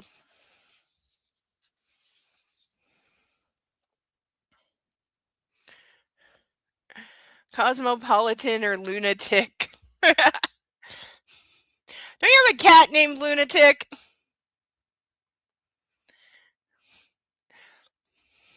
Cosmopolitan is pretty good, though. I also like Lunatic, though.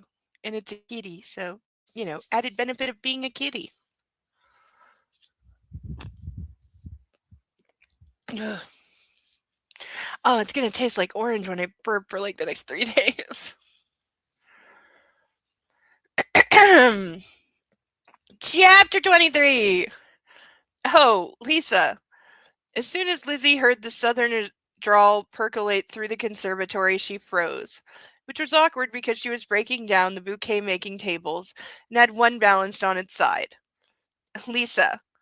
Looking over, she found Lane's wife standing in the conservatory door like she was posing for a camera, one hand on her hip, the other pushing her hair back. She was wearing pink silk Mary Tyler Moore pants from the Laura Petrie era and a low cut blouse that was sunset orange. Ew, you're wearing pink and orange on top of each other. Isn't she supposed to be fashionable?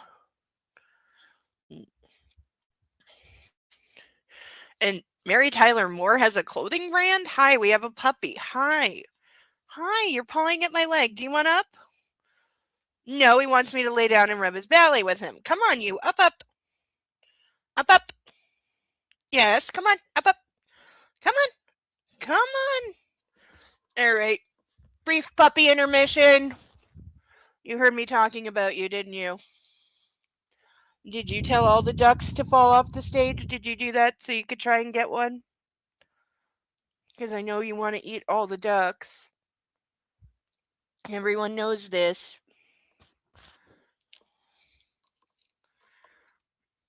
Yes, you always try to get the ducks. Did you tell them to jump off the stage? Huh? Did you do that? He's not sure if he's in trouble again.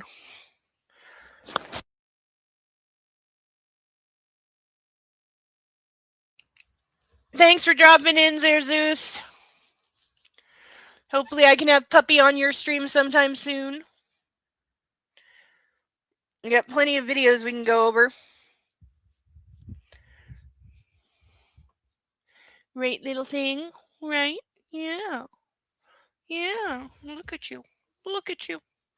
Look at you and your belly.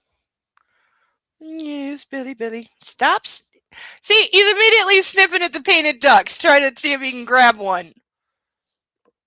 You just got out of puppy jail. Can you behave for like one day?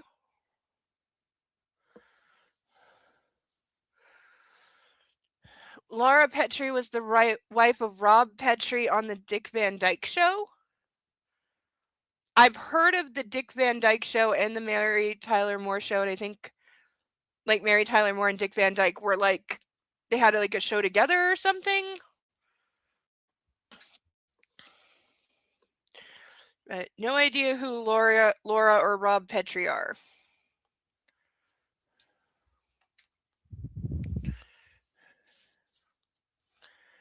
Trying to think. I know Dick Van Dyke from Diagnosis Murder and Mary Poppins.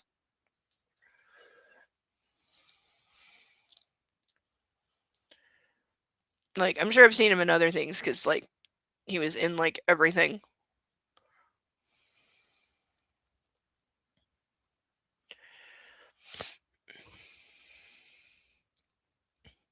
Mary Tyler Moore played Laura Petrie. Okay. That makes sense. Did she launch the, like, I think Mary Tyler Moore is no longer with us, but did she, like, launch a clothing brand, like, that still exists, or?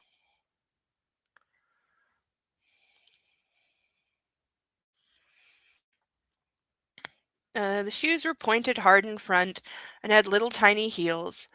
Topping it off, the dramatic, filmy scarf in acid yellow and green that was wrapped around her shoulders and tied over her perfect breasts. Okay, this sounds like she is a walking fashion nightmare. All in all, the whole thing created an impression of fresh, lovely, and tempting, and made someone who was tired, anxious, and stressed feel deficient not just on a hair and wardrobe level, but down to molecular genetics. I would not be feeling like that about this woman. Dick Van Dyke was Rob Petrie. No, I think she meant in the style of. Oh. She had her own style of pants.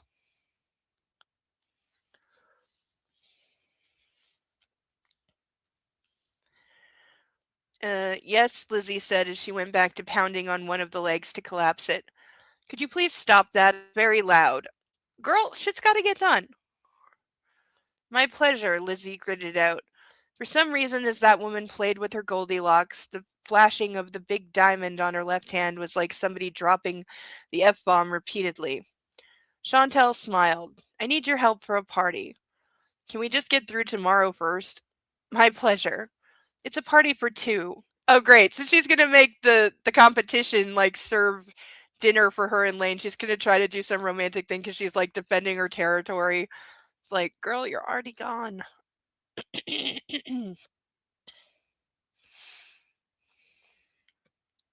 Chantal smiled as she loosened that scarf and came in further.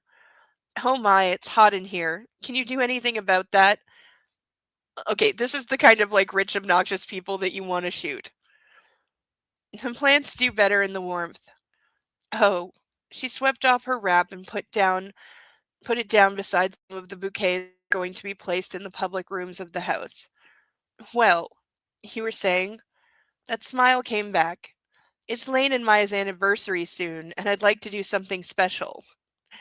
Lizzie swallowed hard. This lady also really doesn't take no for an answer, does she? Like, seriously. And wondered if this was some kind of sick game.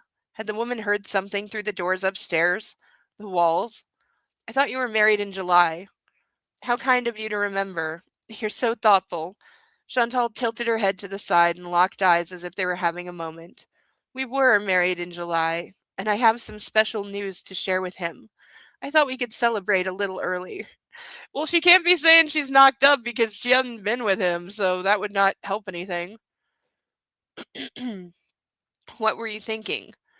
Lizzie didn't track much as all kinds of ideas were thrown out. The only thing that stuck was romantic and private, like Chantal was looking forward to giving her husband a lap dance. Lisa, are you writing this down? Well, no, because I don't have a pen and paper in my hand, do I? And P.S., I think I'm going to vomit. I'm happy to do whatever you want. You're so helpful. The woman nodded towards the garden and the tent outside. I know everything is going to be beautiful tomorrow. I feel like this derby party has been coming like tomorrow for like 5 days at this point. Thank you. And we can talk more later. But again, I'm thinking a romantic dinner in a suite downtown at the Cambridge Hotel. You can provide the flowers and special decorations. I want to drape everything in fabric so it's as if we're in an exotic place, just the two of us. Wouldn't a hotel room be like better suited for that? They have in-room dining. All right. Had Lane lied to her? And if he had, well, she could have Greta take care of everything at the Derby brunch while she stayed at her farm with a gallon of chocolate ice cream. Hey, I fully support chocolate ice cream. Except she and her partner weren't speaking. Fantastic. You're the best. Chantal checked her diamond watch. It's about time for you to go home, isn't it? Big day tomorrow. You're going to need your beauty rest. Bye for now. When Lizzie was alone again, she sat down on one of the overturned buckets and put her hands on her thighs, rubbing up and down. It's like a Dragon Ball Z fight sequence that goes on for weeks. I've heard that about that show. I have totally heard that. Yeah, I've heard that. And like other animes, they're not alone in that.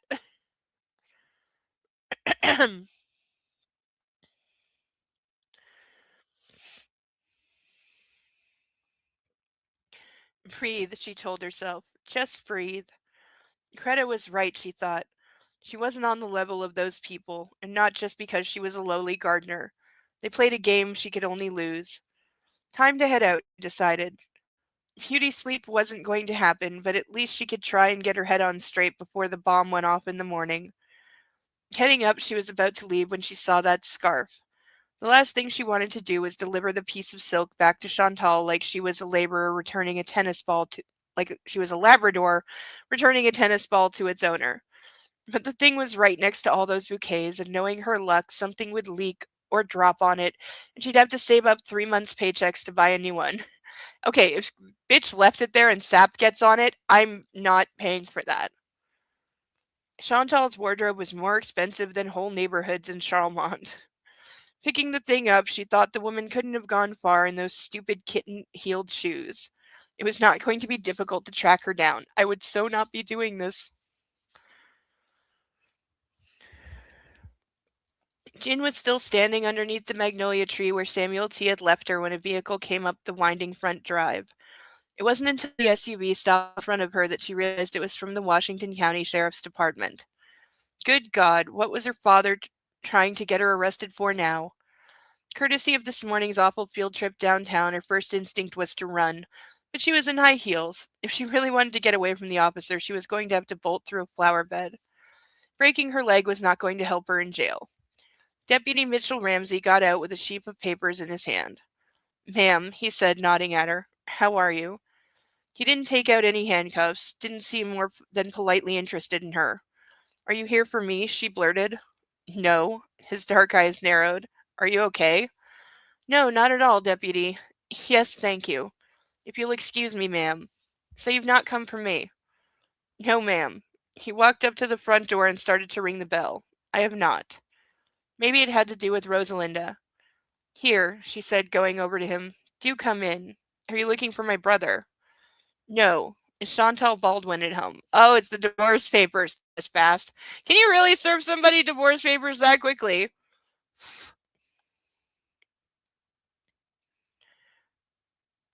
Most likely. She opened the grand door and the deputy took his hat off again as he entered. "Let me find— Oh, Mr. Harris, will you please take this gentleman to my sister-in-law?"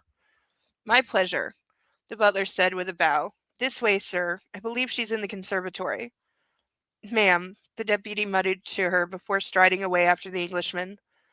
"Well, this should be interesting," came a dry voice from the parlor. She pivoted around. Lane? Her brother was standing in front of the painting of Elijah Bradford, and he lifted his squat glass. "Cheers to my divorce." "Really?" Chin walked in and got busy at the bar because she didn't want Lane to focus on her red-rimmed eyes and swollen face. "Well, at least I won't have to take Mother's jewelry off her neck anymore. Good riddance, and I'm surprised you don't want to enjoy the show." "I've got bigger problems." Jin took her bourbon and soda— oh, that sounds terrible— over to the sofa and kicked her stilettos off. Tucking her legs under her seat, she stared up at her brother. "You look terrible," she said, as bad as she felt, actually. He sat down across from her. "This is going to be rough, Jin. The money thing. I think it's really serious." "Maybe we can sell stock. I mean, you can do that, right? I have no idea how all this works." For the first time in her life, she wished she did. "It's complicated because of the trust situation." "Well, we'll be all right." When her brother didn't say anything, she frowned. "Right, Lane?" "I don't know, Jin. I really don't know. We've always had money." "Yes, that has been true." "You make it sound like past tense. Don't kid yourself, Jin." Leaning her head back, she stared up at the high ceiling, imagining her mother laying in that bed of hers. Was that going to be her own future too, she wondered. Was she someday going to retire and pull the curtains so she could live in a drugged haze? It certainly sounded appealing at the moment. God, had Samuel T. really turned her down? "Jin, have you been crying?" "Hi, puppy. You have had plenty of cuddles. See, now you're just being a little pest." "Yeah. Yes, I know." "Okay. In an hour and 45 minutes, I'm all yours, okay, puppy? Until then, hold your pillow down."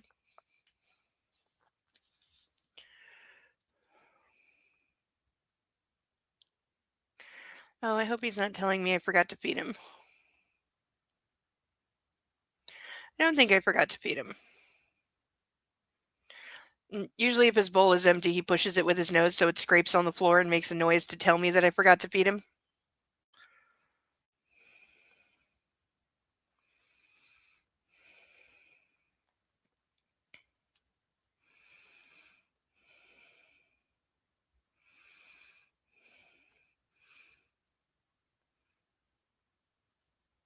Uh, no, she said smoothly. Just allergies, dear brother. Just spring allergies.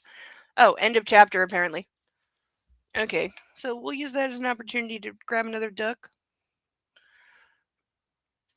And do one more random duck, and then we'll pick painted ones.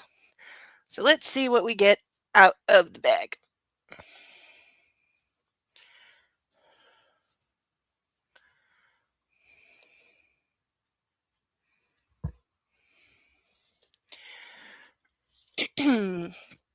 Okay, eyes closed, hand in the bag.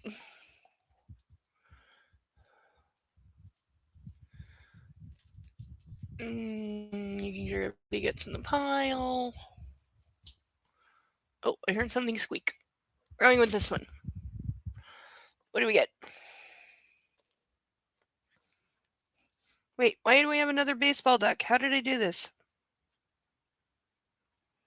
Okay, apparently we have another baseball duck. Night, Deacon. We'll miss you. Love, Butters. Uh, let's go with this. Let's go with this one as batter duck because it's got a bat and the other one has a ball. I don't know how I didn't see that, but oh well. So we need another name for a duck that's up to bat because he's got a little baseball bat, which is actually pretty cool. I like that he's got a baseball bat. So now we've got two ducks from opposing teams. We can have playoffs. Okay, so that one's got a catcher's mitt, so that's catcher duck, and this is batter duck. There we go. Problem solved. What are we gonna name it? I don't really know that many baseball names. It's not. We have like one professional baseball team here. It's not exactly a big deal. The fact that we won the soccer game the other night is still like that's gonna be the only time in my life that we actually won a game at the World Series.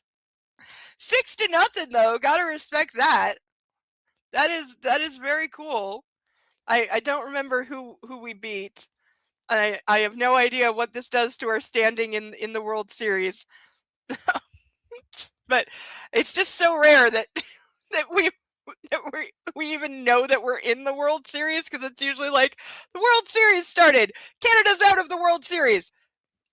There's a reason for that. But we got batter duck. Oh, stay. No. We're not doing the falling thing. We're not doing that. Nobody's falling. Okay, you're gonna partially rest on Abraham's hat for just a minute. Next week, I'm putting sticky tack under all the ducks. Well, just these ones. Just the ones that aren't behaving. Oh, did I smear lipstick all over my face? I did. Look what you made me do.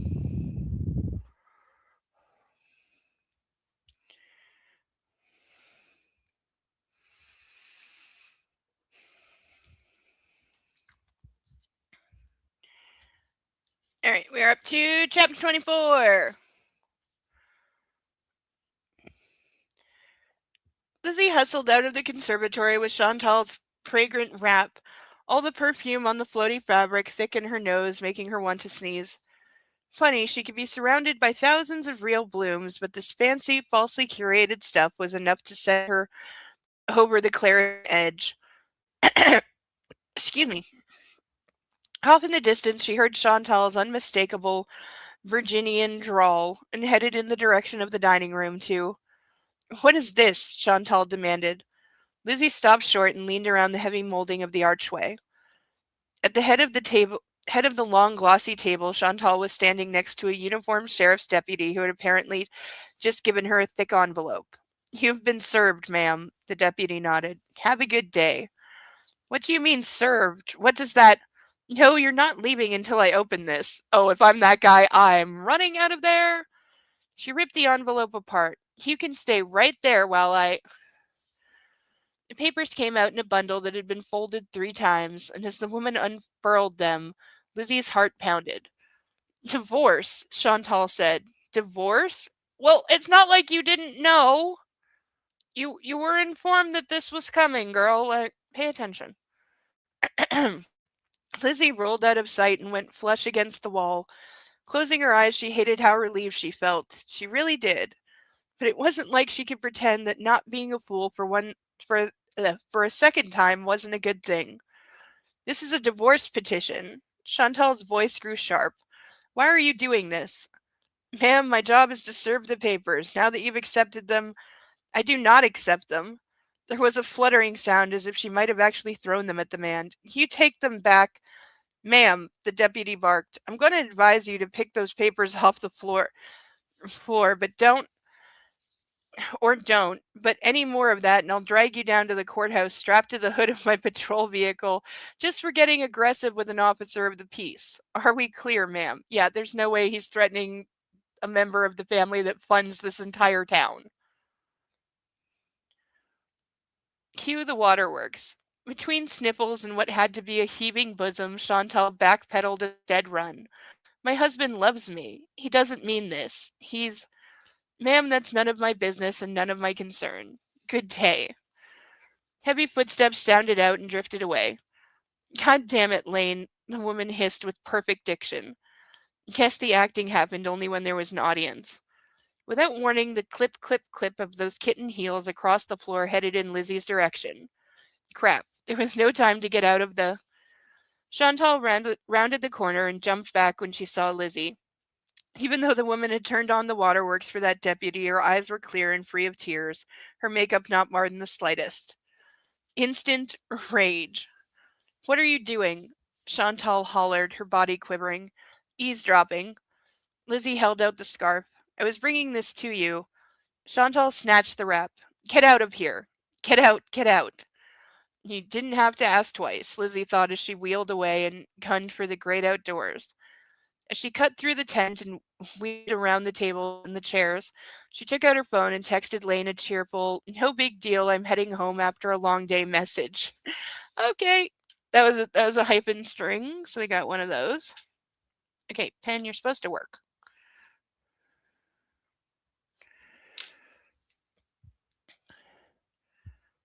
Uh, God knew that man was going to have a lot on his hands as soon as Chantal found him.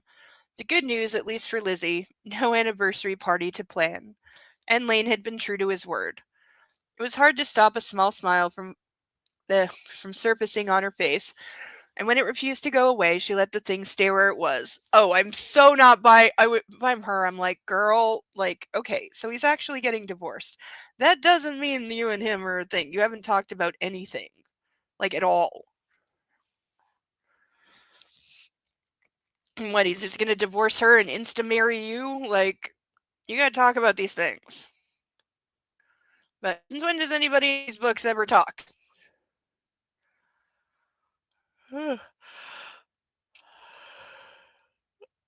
Hey.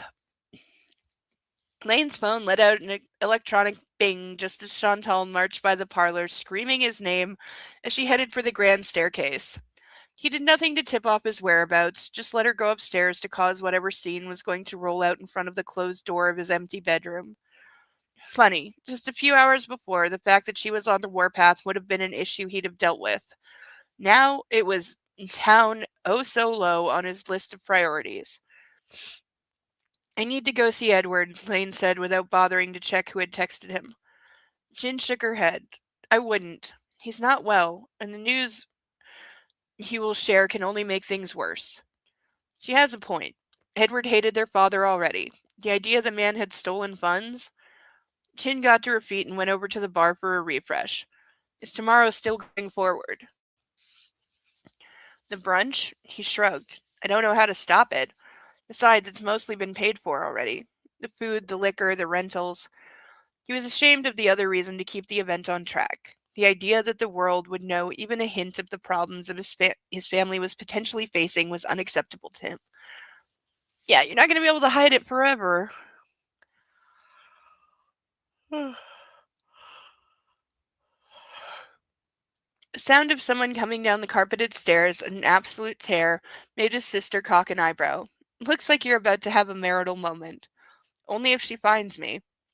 Chantal appeared in the parlor's doorway, her normally pale and placid face ruddy as a tar layers at a barbecue. That's gotta be a southern thing. I have no idea what that says. Hi. What are we doing? Go on your pillow. Yes, I'm aware that you're there and you're a doggy. Okay? And we'll pet you soon. Okay? You will get all the cuddles and the love in the belly.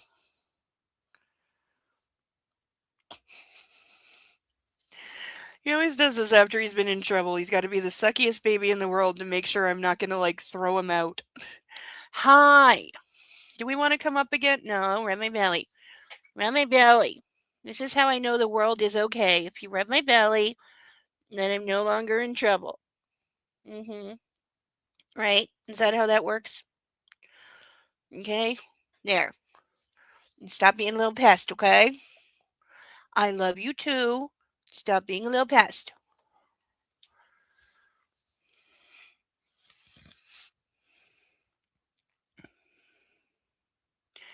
How dare you? His wife demanded. Guess you're packing your bags, darling, Jin said with a Christmas morning smile. Shall I call for the butler? I think we can grant you that last courtesy. Consider it your going away gift. I am not leaving this house. Chantal ignored Jin. Do you understand me, Lane? He circled the ice in his glass with his forefinger. Jin, will you give us a little privacy? Yeah, like that's gonna happen. Do you want up? Come on. Up, up. Come on, you can do it. Up. All right, one more cuddle. Oh, yes, and just immediately go into laying down in my arms so that I can't move you because you've forgotten that you have legs. Yes, you've forgotten how to walk. You just need to be held and carried. You're fat. I definitely fed him. Yeah, you've definitely had your dinner because you are a chubby puppy right now. You're heavy. Yes, can always tell when you just ate. Okay, puppy, I gotta try to read the thing. So, your butt goes here. Okay? Okay, okay puppy? Mwah. Can't kiss you when I have lipstick on. It stains your fur.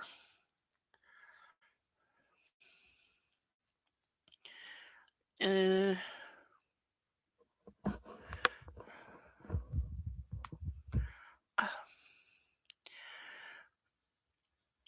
with an obliging nod, his sister headed for the archway. As she went by Chantal, she paused and glanced back at him. Make sure the butler checks her suitcases for jewelry. You're such a bitch, Chantal hissed. Yes, I am. Jin shrugged as if the woman was barely worth the breath to speak to. And I also have a right to the Bradford name and legacy. You do not. Bye now.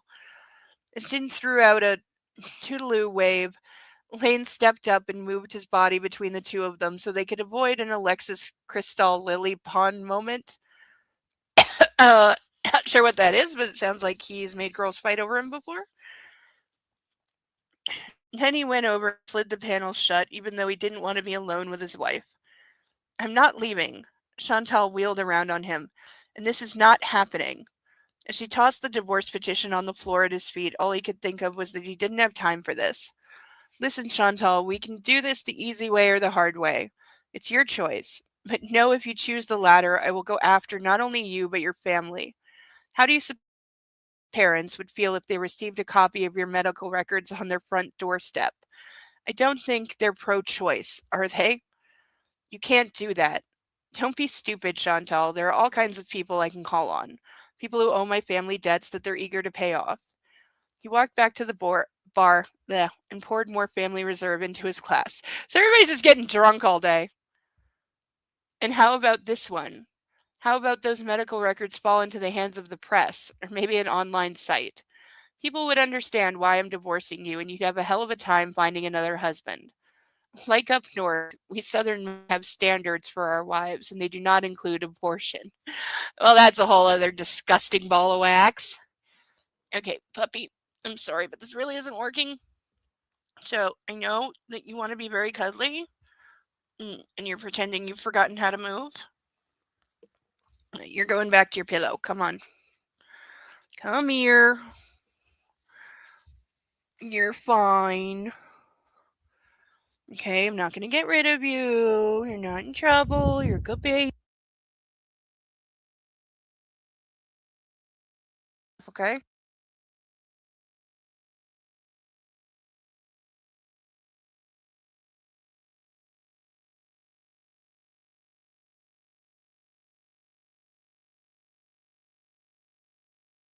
Him. He can chew on something for hours. Can't you? Yes, you can. You like a good chew.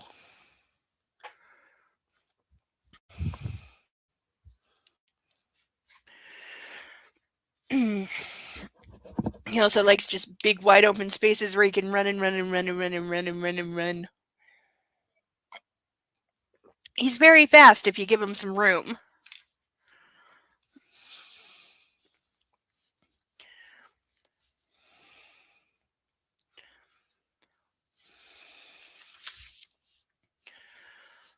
There was a long stretch of silence, and then the smile that came back at him was inexplicable. So confident and calm, he wondered if she'd gone daft in the last 2 years. You have more to keep quiet than I do, she said softly. Do I? He took a deep draw from the edge of the glass. How do you figure that? All I did was the right thing by a woman I supposedly got pregnant. Who knows if it was mine anyway? She pointed to the paperwork. You're going to make that go away. You're going to allow me to stay here for however long I want, and you're going to escort me to the Derby festivities tomorrow. In what parallel universe? Her hand went to her lower belly. I'm pregnant. Okay, we said that she wouldn't do this because it's obviously not his, but it's the father's, isn't it? She's the peach lingerie person.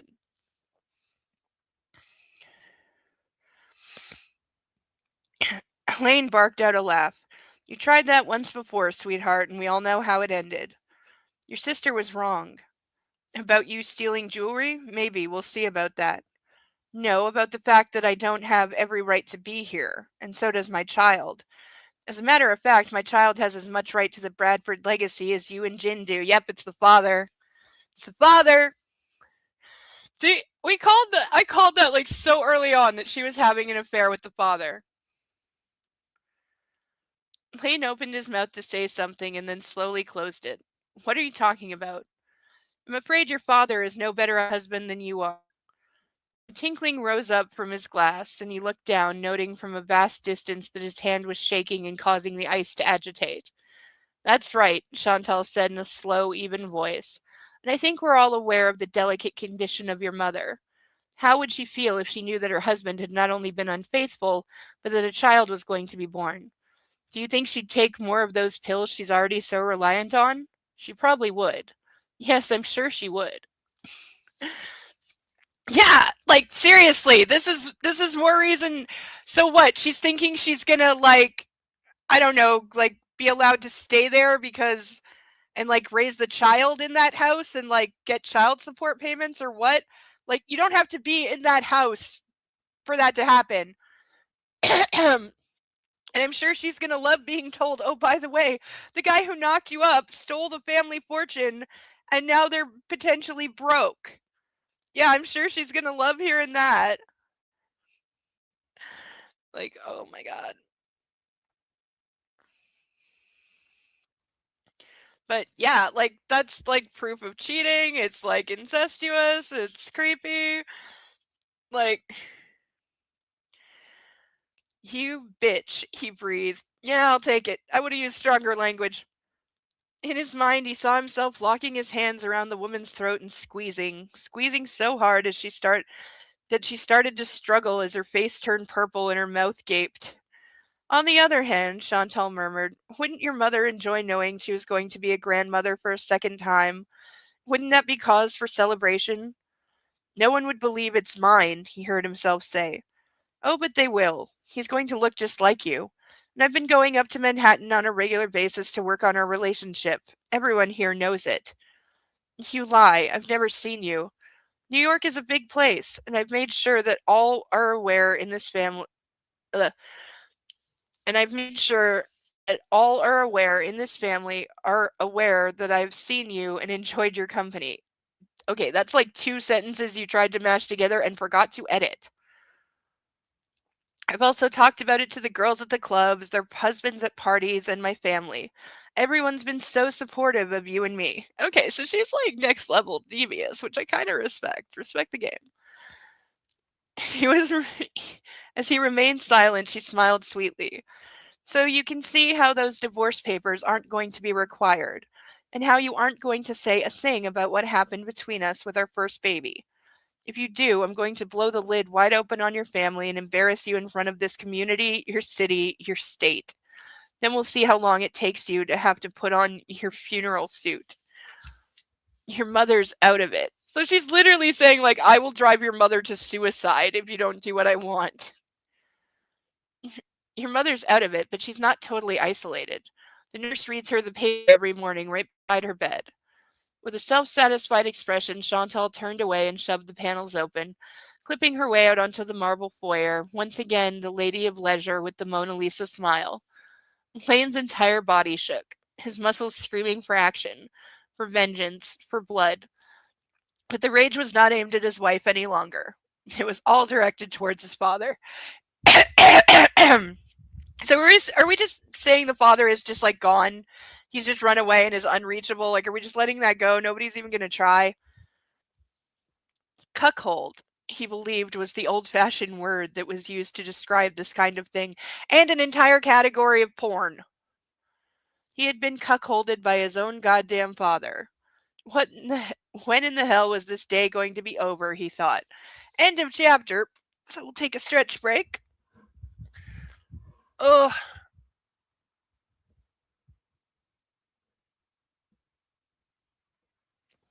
Ugh,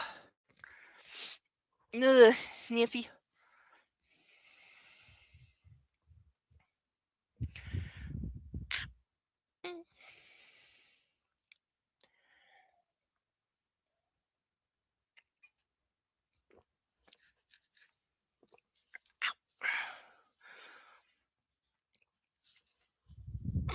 Okay, freaking side cramp. You can go away any minute. Ugh. I hate when you get cramps that are like, they're not painful, but they're just annoying, and then they don't want to stop. It's like, either get painful enough to, like, increase to a level where I have to pay attention to you or go away, but just being annoying is don't.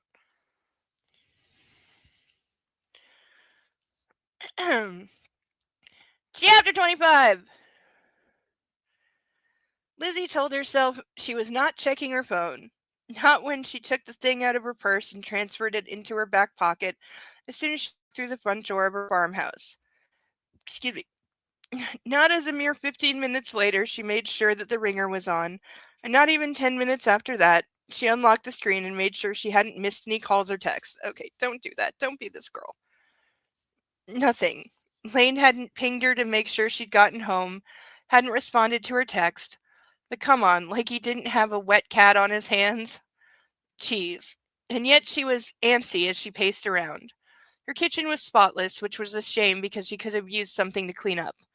The same was true with her bedroom upstairs. Heck, even her bed was made, and she'd done laundry the night before. The only thing that she found out of place was the towel she'd used that morning to dry off with after her shower. She'd hung it loosely on the shower curtain, and since it was still inside, the 2-day rule for going into the hamper, all she could do was fold the thing the long way and thread it back through the rod that was on the wall.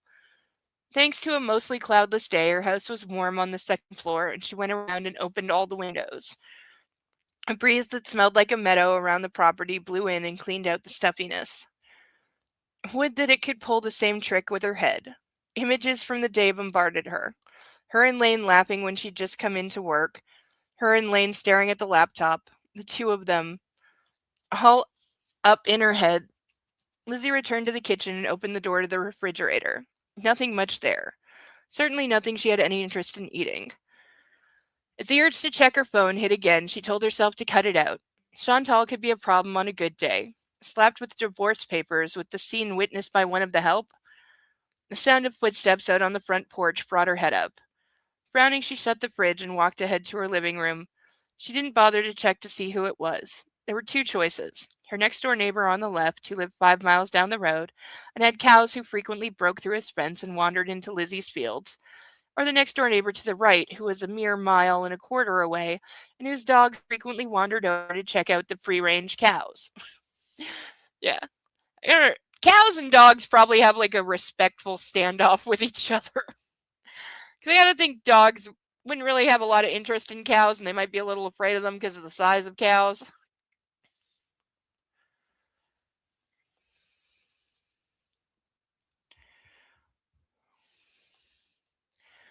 She started her greeting as she opened things up. Hi there. It was not one of her neighbors with apologies for bovines or canines. Lane was standing on her porch. Yeah, like who else was it gonna be? and his hair looked worse than it had in the morning, the dark waves sticking straight up on his head like he'd been trying to pull the stuff out. He was too tired to smile. I thought I'd see if you made it home all right firsthand. Oh, God, come here. They met in the middle, body to body, and she held him hard. He smelled like fresh air, and over his shoulder she saw his Porsche had its top down. Oh, yet car name dropped, and fancy car.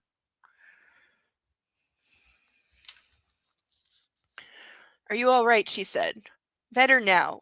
By the way, I'm kind of drunk. When is he not? I think he's been drunk for the entire book so far. And you drove here. That's stupid and dangerous. Hey, finally somebody in a book says don't drink and drive. After at least 3 characters have been drinking and driving.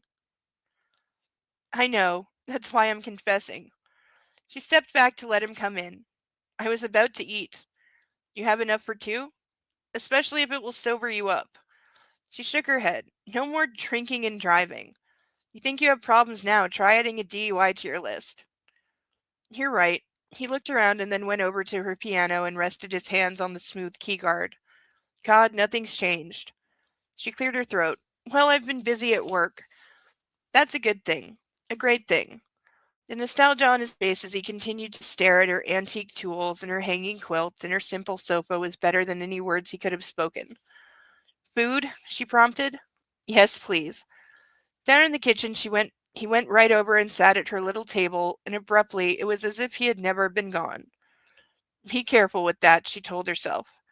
So how would you like she rifled through the contents of her cupboards and her fridge. Well, how'd you like some lasagna that I froze about 6 months ago with a side order of nacho chips from a bag I opened last night, capped off with some old Grater's peppermint stick ice cream? Don't know that one. I'm all for peppermint ice cream, though. Clayton's eyes focused on her and darkened. Yeah, he's here for one reason, girl. He ain't here for food. Okay. Clearly, he was planning on having something else for dessert. And as her body warmed from the inside out, that was more than all right with her. Yeah, he's here for one thing. Like we don't know. Shoot. She so wasn't listening to common sense here. Getting rid of his wife was only the tip of the iceberg for them, and she needed to keep that in mind. Also, he serving her with divorce papers is like the first step in a long process, especially if people want to fight over a divorce. It can go on for years. I watched my aunt get divorced when I was little. It took like 3 years, and that was just the divorce. And then the custody shit dragged on longer than that. Like, they hated each other. They had like I think most of the arguing, like, I think the divorce was not too bad. That was like, she wanted a divorce, he didn't, but the custody stuff just dragged the fuck on for so long. They were both awful to each other.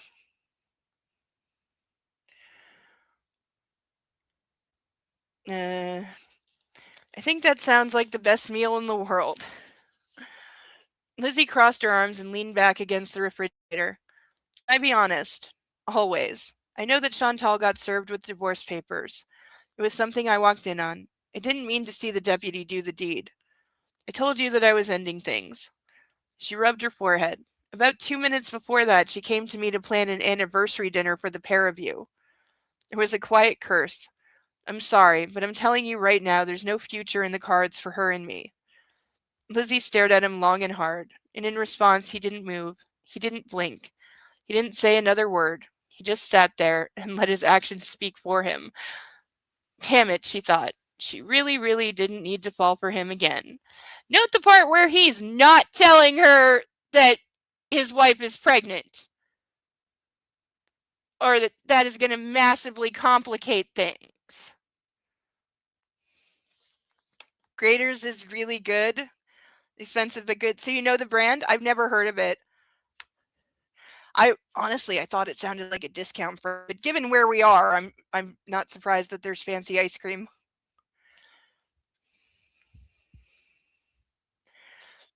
Is it like here expensive ice cream would be Stony Creek Creamery It's not, I don't think, is it in stores? It might be. I don't know, but it's a local place. It's all like handmade, hand churned, like they churn the cream themselves and then make the ice cream themselves. It's really good. It's really expensive, but it's really, really good. Yeah, it's in the expensive part of town. But I need the ladies' room because I chugged a lot of orange drinks, so I will be right back. Pet your fur babies while I'm gone. It's in Cincinnati and the surrounding area. Oh, so it's like a local brand. Okay. I'm all for good ice cream though. The other day I was thinking about getting ice cream and I didn't, and I should have because now I regret not having ice cream. But I will be right back.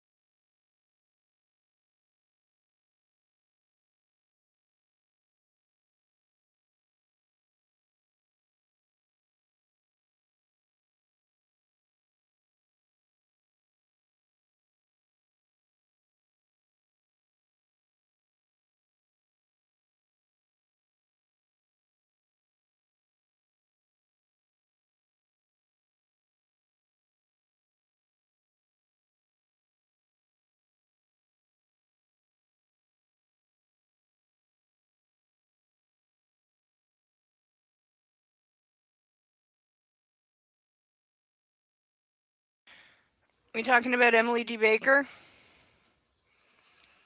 Is that the EDB in the chat?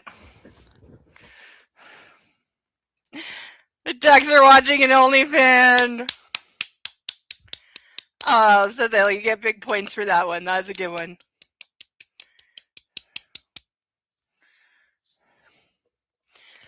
I don't think Emily Baker has an OnlyFans. Though I was watching the couple days during the Johnny Depp trial when her channel blew up. Yeah, that put her into official status. Oh, come on, phone. I hate when it's stuck on a thing and it won't flip around. Also, did I let my phone get to 30% and forgot to charge it for the last 2.5 days. Which I really shouldn't do because it's threatening to die on me anyway. I keep forgetting. God damn it.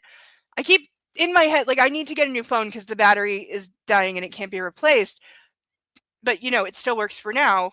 So in my head, it's not like urgent enough because I need to be like looking at cell phone models that I find acceptable and then finding a good price for one. Because I never want like this year's phone because I don't trust any electronics until they've been market tested for at least a year. Probably 18 months, so I need at least last year's. Now, this point in the year, I'll probably make it like a 2024 model phone. And it has to be Android, preferably LG. And, if it was one of those folding ones with 2 screens, that'd be great. But I've looked at the prices on those, and hell no. I've seen them up like $6,000 for those fucking phones, and I'm like, are you insane?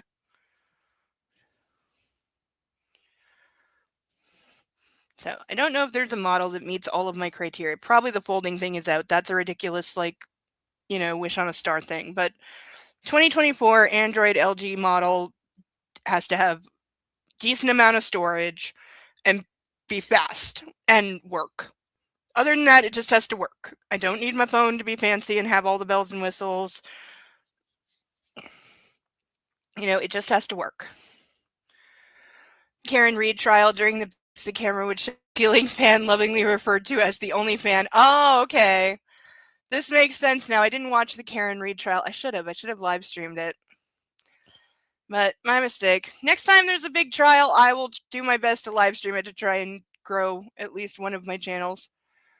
I do want to cover the Elijah McClain trial, the retrial coming up, and I was so mad when I heard that they got that dismissed and now there's going to be a retrial. Motherfucker. That is one of those cases that hit me hard and it stuck with me, the way like random things in the news sometimes will. Elijah McClain's the one I'm going to remember like my whole life. Because it was just the most tragic, senseless, needless thing in the entire world.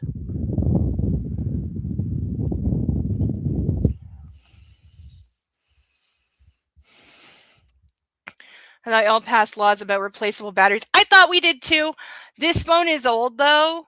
I bought it probably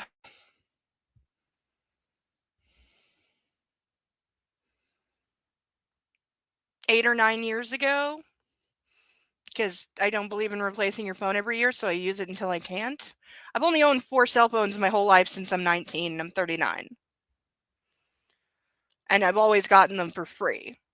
Because you'd always sign like a 1-year contract with someone and get a phone for free. But I don't have that option this time because of how my cell phone works, so I need to actually buy one for once, and I've never done that.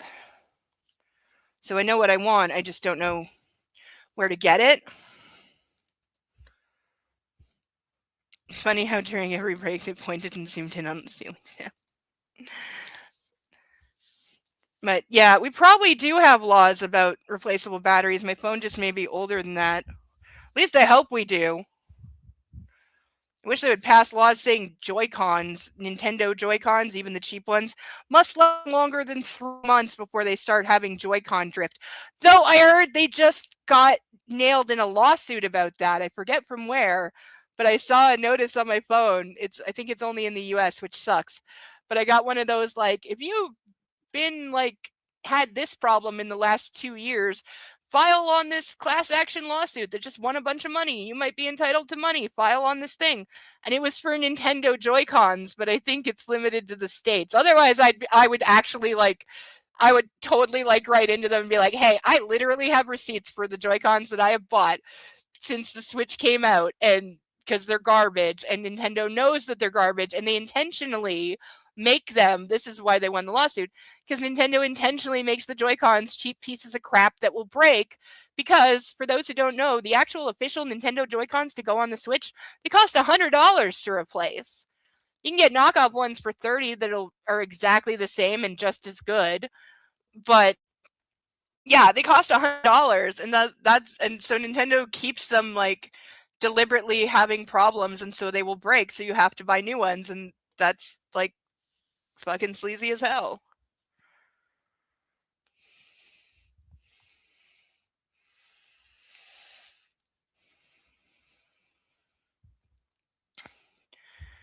As night settled over the stables, Edward found himself falling into his normal evening routine. Glass of ice? Check. Booze? Check. Gin tonight. Chair? Check.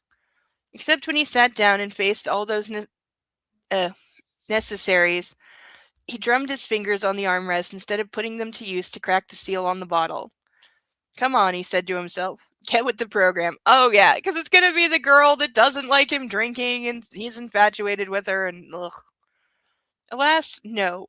For some reason, the door out of the cottage was talking to him more than the beefeater when it came to things he needed to open. The day had been a long one, what with the trip to Steeple Hill Downs to check on his 2 horses and make the call with his vet and his trainer that bouncin' baby boy had to be scratched because of a tendon problem. Then he'd been back here getting an assessment on the 5 of his broodmares and their pregnancies, and reviewing the books and accounts with Mo. At least there had been good news on that front. For the second month in a row, the operation was not just self-sustaining, but pulling a profit. If this kept up, he was going to end those transfers from his mother's trust, the one that had been providing a regular injection of cash into the business since back into the 80s. He wanted to be totally independent of his family. Considering how in the US Apple is making to the point that any repair to the phone damages it to the point of breaking it, yeah. Yeah, I know. Yeah, I've heard about some of the right to repair stuff, and they've lost like every round of that. But yeah, there's a lot of reasons that I don't buy Apple products, and that's one of them. This is why I will never ever that's one of many reasons I will never have an Apple phone. I don't want an iPhone. I wouldn't if you offered me like this year's model iPhone, like the really expensive like Pro one for free, I wouldn't take it.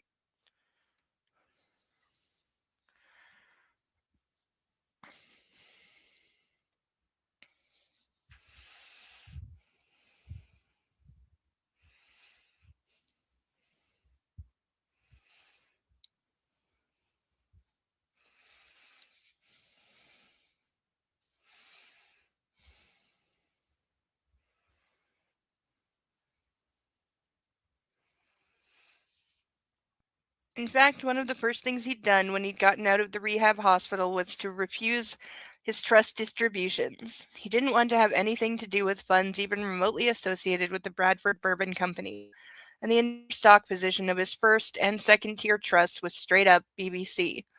In fact, he hadn't found out about the transfers from his mother to the Red and Black until about 6 months in, and at that time he'd been barely waking up to life at the stables. If he had if he'd stopped them at that point, the operation would have gone under. It had been a long time since someone with any kind of business acumen had been at the horse enterprise, and whatever his weaknesses were now, his knack for making money had remained unscathed. One more month, then he'd be free. Okay, so that's about to blow up. But also, like, the horses are, like, profitable. Like, could that not salvage things? Or, he's got people wanting to buy them for, like, huge sums of money.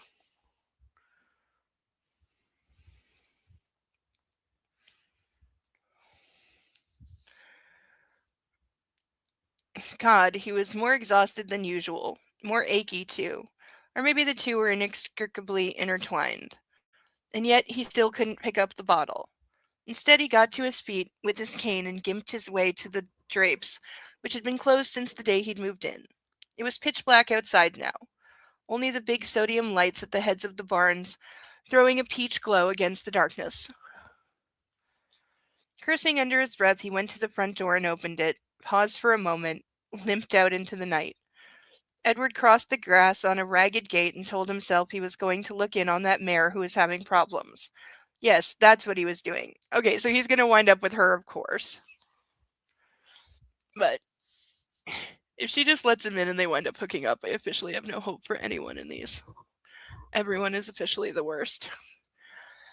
Android isn't much better since Google bought it. You're absolutely right about that. They're turning Android into pocket-shaped spyware. Yeah, I'm so like fed up with Google and all their bullshit because there's been so much of it lately. And like even on my own computer, certain programs, Google programs that I use that I know are spying on my personal computer and my personal stuff because it'll say things that I wrote back to me or it'll mention something that I like searched earlier the day. And I would like to point out Steeple Hill Downs does not exist. I don't know if this is just for the book or what, but since they are using other real places, it's annoying. Yeah, I thought so too. Because we have, like, there is a horse race track not far from me that's called Churchill. I want to say it's Churchill Downs. I've never been there because I wasn't old enough. Um, and then when I was, it just didn't happen. But yeah, Steeple Hill Downs. Yeah, I haven't heard of that. I don't know. Maybe they couldn't use the name of like a real Kentucky Derby racing track. Maybe it's, I don't know. Because in a book, usually copyright doesn't apply, so it wouldn't matter. So yeah, I don't know why you would use other real places, but then make up a racetrack, especially when you're talking about a race that does actually exist. The Kentucky Derby is real. So I'm sure you can Google where it actually happens and what it's called.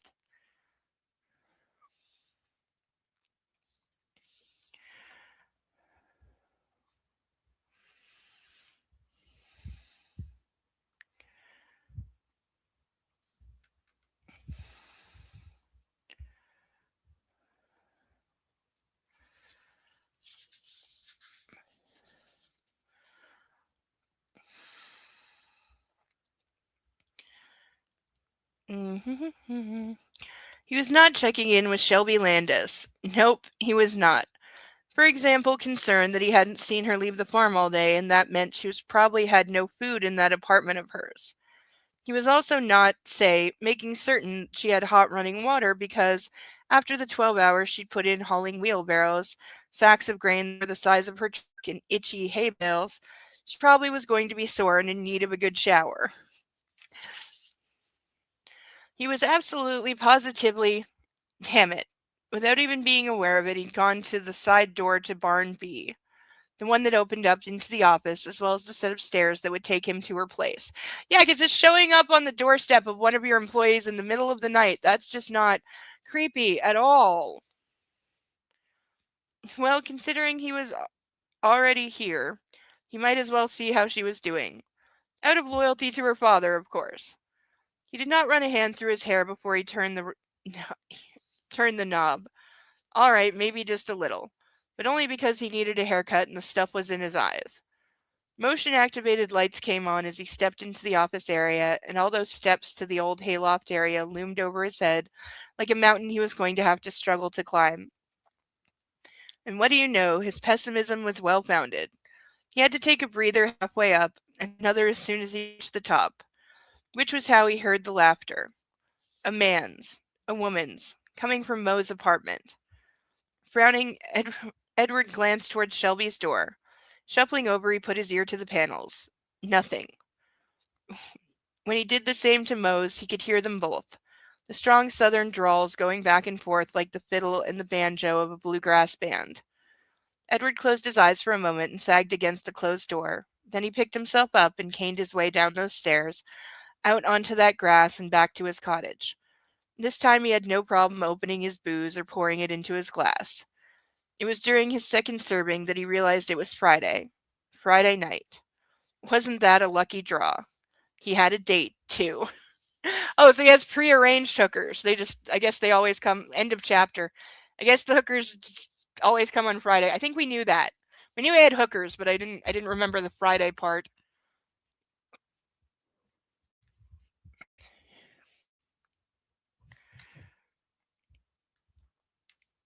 So, since it is now a little past 11, we're going to pick our first painted duck. I'm now secretly hoping that the whole top row will be all painted ducks because that will look cool. I'm gonna have to figure out something is like the angle of the step is doing this and it shouldn't be, but that's why everything's falling. So you have to do some repairing on the stage, and I really got to get started on another one and a better way to display the ducks because of the camera angle. But we'll figure that out. I'm very ingenuitive like that. I'll get something. Now, who is going to be our first painted duck? All right, I've got it narrowed down to, I think, either Pollywag Duck or Julia Roberts Duck should be first. I think we should go for those two. Okay, so since they're in the middle, let's do like this. Eeny, meeny, miny, mo, catch a tiger by the toe. If he hollers, let him go. Eeny, meeny, miny, mo. Oh, that was supposed to be up. Sorry, that was supposed to be up higher. But we have settled on Pollywag Duck. It now needs a name. Oh, and we need a name for our baseball duck, too. Hold on, I better write these down before I forget everything, because I almost forgot when we have 5 ducks before, and then I was like, oh, I don't know what order they're in, damn it. Okay, so, we have astronaut duck, which I totally cannot spell. And what did we call him? Cosmo something? Cos what? Cosmopolitan, because I can spell that. No, I can't, but that's okay. Okay, then we have batter duck, who still needs a name. And now we have Pollywag Duck, who needs a name.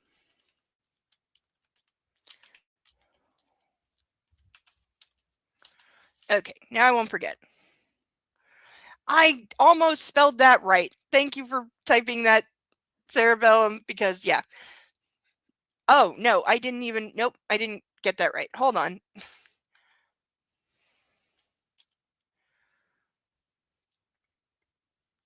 Okay, now I have it right. I was only off by like 3 letters. That's not that bad. But yes, what are we going to call our adorable Pollywag Duck? Because in true Pokemon fashion, you can name them.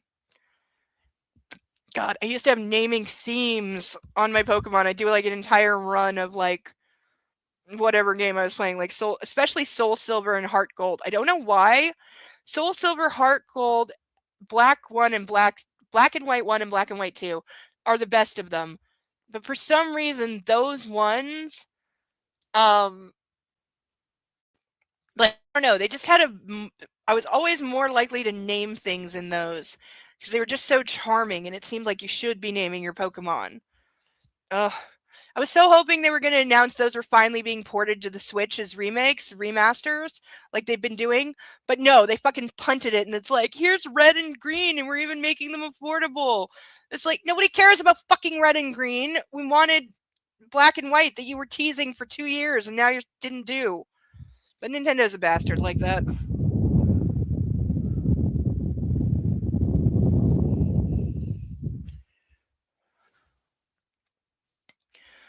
Churchill Downs is the place they're talking about, but it has the nickname the Twin Spires due to the 2 steeple structures it's known for.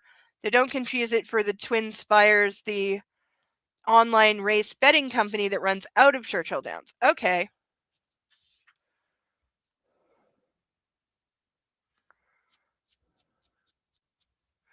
So why wouldn't it say it's being held? Why wouldn't the book just say it's being held at Churchill Downs? Like, this doesn't, like, again, there's no copyright in a book. Like, if you're anticipating making a movie, I could see making the decision to call it something else because you know you can't say the real thing in the movie unless you get them as like a sponsor or something, or like, work out a marketing thing with them or something. But in a book, you can call it whatever you want. Like this is why E.L. James gets to name drop so many celebrities and DJs and whatever in her books because she can.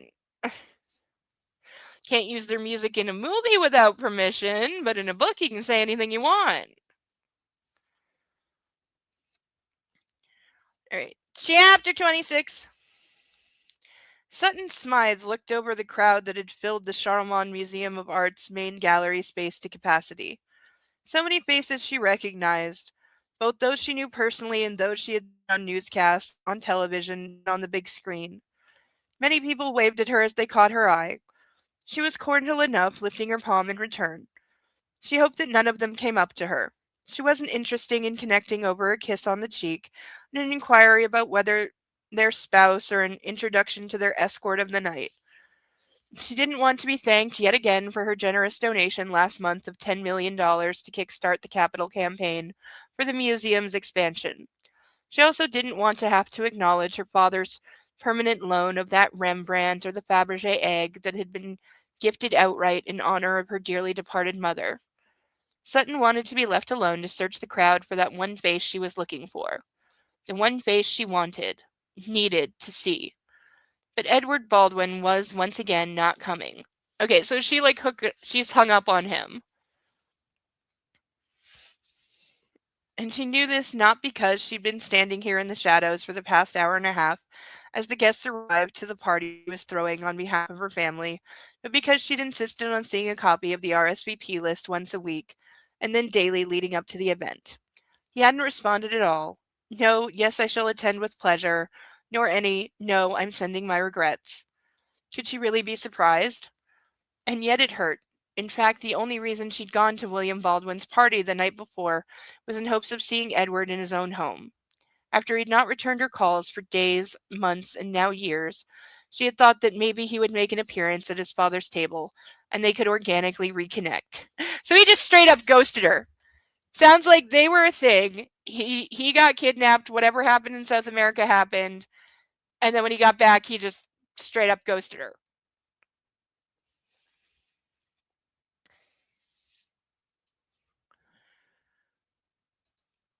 Churchill Downs and related events are heavily trademarked Churchill Downs Incorporated. The company owns numerous trademarks for its iconic brands, including the name Churchill Downs. Itself, Kentucky Derby. They own the name Kentucky Derby. That's impressive. And Run for the Roses 1, 2, 3, 4 because those properties are fiercely protected. You cannot use the names commercially without prior written permission from the company. That is probably why, if they're really bitchy about it, even though the law may be on your side in terms of copywriting in a book, that maybe you don't want that argument, you know? Because just because they might lose doesn't mean they can't sue you for it. So that could be why we have a made up place.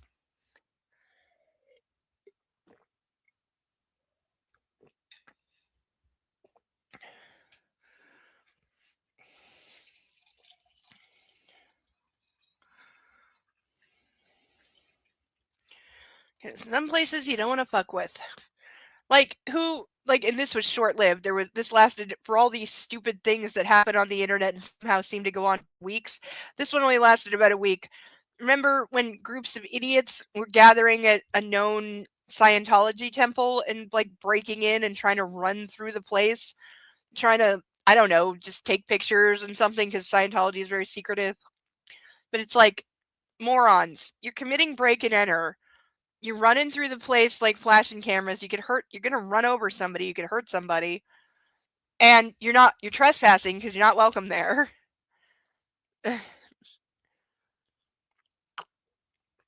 Like, ugh. And pranks cross the line into like breaking serious laws or putting people at risk. That's where I'm like done. It's trademarked. It's slightly different from copyright. Yeah, that might save them.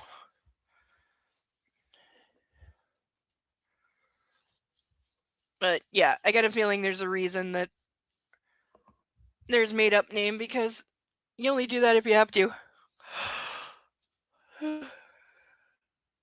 Hey,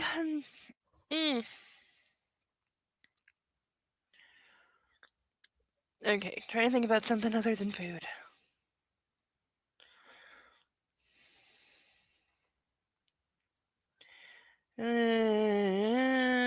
Lost my place.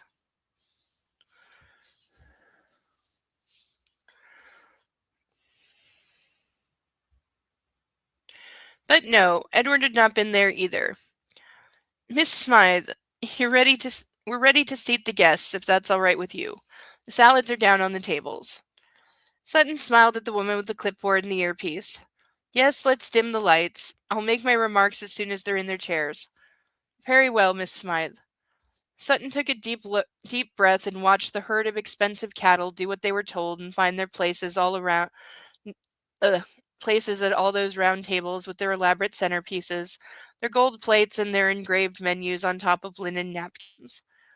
Back before the tragedy, Edward had always been at these things, shooting her sardonic smiles and yet another person glommed onto him to ask him for money for their cause.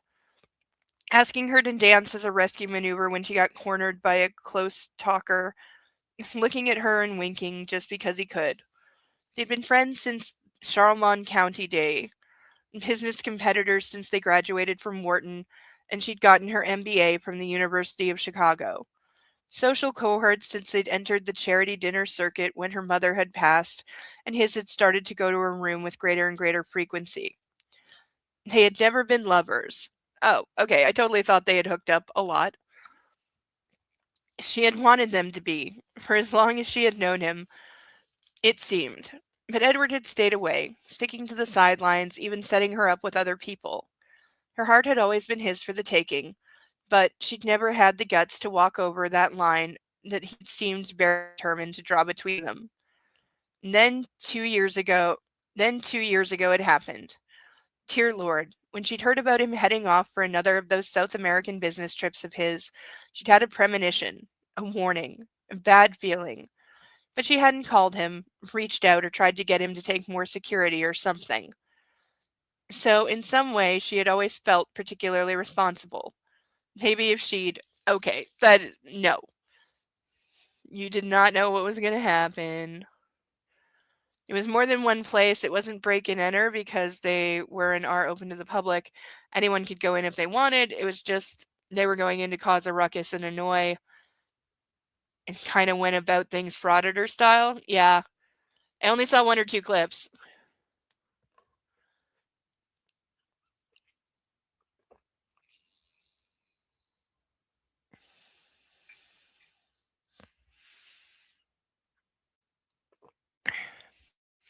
And the Scientology place has gotten a bit of trouble because they responded, but taking the door handle off and cabling the door shut? What? You can't do that.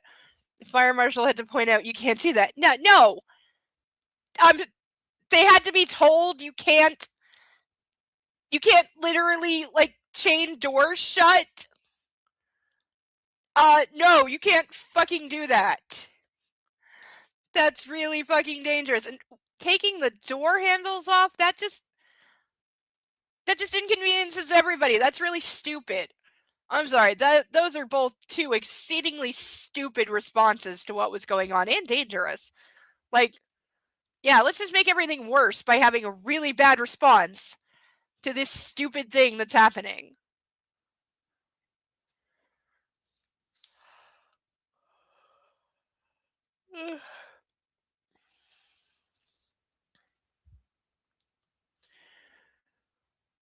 Uh,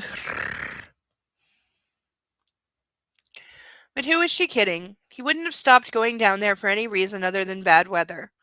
Edward had been a true competitor in the liquor industry, the heir apparent to the Bradford Bourbon Company not just by birthright, but by his incredible work ethic and savvy. After the kidnapping and the ransom demand, his father, William, had tried so hard to get him free. Negotiating with the kidnappers, working with the U.S. Embassy, everything had failed until, eventually, a special team had been sent in and had rescued Edward. She couldn't imagine what had been done to him, and this was the anniversary of when he'd gotten ambushed while traveling. Such a shame, the whole thing. South America was one of the most beautiful places in the world, with delicious food, fantastic landscapes, and an amazing history. She and Edward had always joked they would retire down there on side by side estates.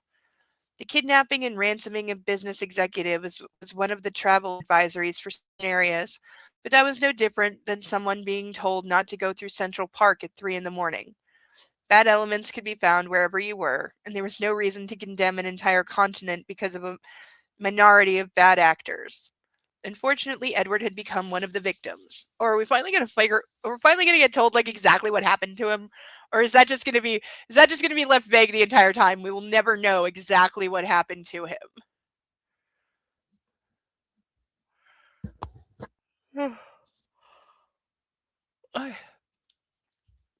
After all this time, she just wanted to see him with her own eyes. There had been a couple of blurry photos that had been in the press, and they had certainly not set her mind at ease. He had appeared so much thinner, his body hunched over, his face always turned down and away from the cameras. To her, he would still be beautiful, however. Miss Smythe, we're ready if you are. Shaking herself into focus, Sutton saw that the 1,000-person crowd was seated, picking at their salads and ready to hear her speak. Ugh, the idea of being at an event with 1,000 people, God no. Ugh, just absolutely no. That would be ugh. There was a charity fundraiser thing I used to go to like pretty regularly, and that was like maybe 300 to 400 people, and that was pushing it. Fortunately, it was a sit-down dinner while the people who ran the place got up on stage and talked about how great everything was going, and I didn't have to say a word to anybody, so that was good.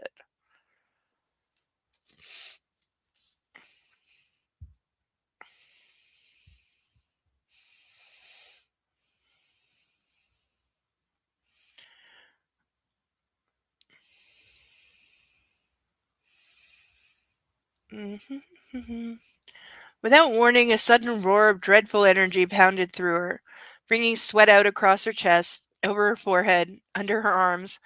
As her heart leapt into a snare drum rhythm, waves of lightheadedness caused her to reach out and steady herself on the wall. What was wrong with her? Miss Smythe. I can't, she heard herself say. I'm sorry? She pressed the index card she'd so carefully written out into the hands of an assistant. Someone else needs to. What? Wait, where are you? She put her palms up and backed away. Give this speech. Miss Smythe, you're the only one who. I'll call you on Monday. I'm sorry, I can't do this. So she has panic attacks at speaking in public? Like, that seems out of nowhere. Sutton had no idea where she was going as her high heels clipped a retreat over the marble floor. In fact, it wasn't until a wave of heat hit her that she realized she'd left the building via a fire exit and had emerged on the west side of the complex out in the humid night air. Oh, is she gonna go to Edward's place and walk in on him with a hooker that looks like her? I don't know how you would even respond to that. Far from the parking lot where her chauffeur was waiting. Collapsing against the museum's stuccoed wall, she took a deep breath that did nothing to alleviate a crushing sense of suffocation. She couldn't stay out here all night. More to the point, she wanted to run fast and far away. Run until this feeling of ambient terror worked its way out of her system. But that was crazy, right? God, she was losing her mind. Finally, the pressure of everything was getting to her. Or maybe it was, once again, and always, Edward Baldwin. Time to get moving. This was ridiculous. Shucking her stilettos and holding them by the ankle straps, she started out over the grass, staying close to the pools of illumination thrown by the security lights. After what seemed like forever, the parking lot she was in search of appeared, and she turned yet another corner. Except then she was confronted by the number of cars and limousines parked in the open air space. Where was her?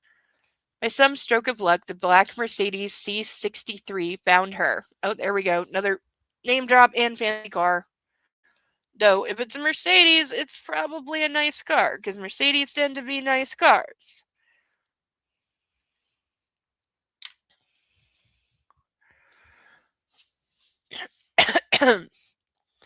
I'm pretty sure like C class is like the big one, so I don't know what C63 is, but it's probably a big car. The large sedan drawing up in front of her, its passenger side window going down soundlessly. Ma'am, her chauffeur said in alarm. Ma'am, are you all right? I need the car. Sutton walked around to him, the headlights flaring brilliant white against her silver gown and her diamonds. I need the car. I need. Ma'am? The uniformed man got out from behind the wheel. I'll drive you wherever you have to. She took $100 bill out of her tiny evening bag. Here, please get a cab or call someone. I'm sorry. I'm so sorry. I need to go. He shook his head at the cash. Ma'am, I can take you anywhere. Please, I need the car. There was a short pause. All right. Do you know how to drive this? This is a reasonable question for somebody that gets chauffeured all the time. Do you actually know how to drive this car?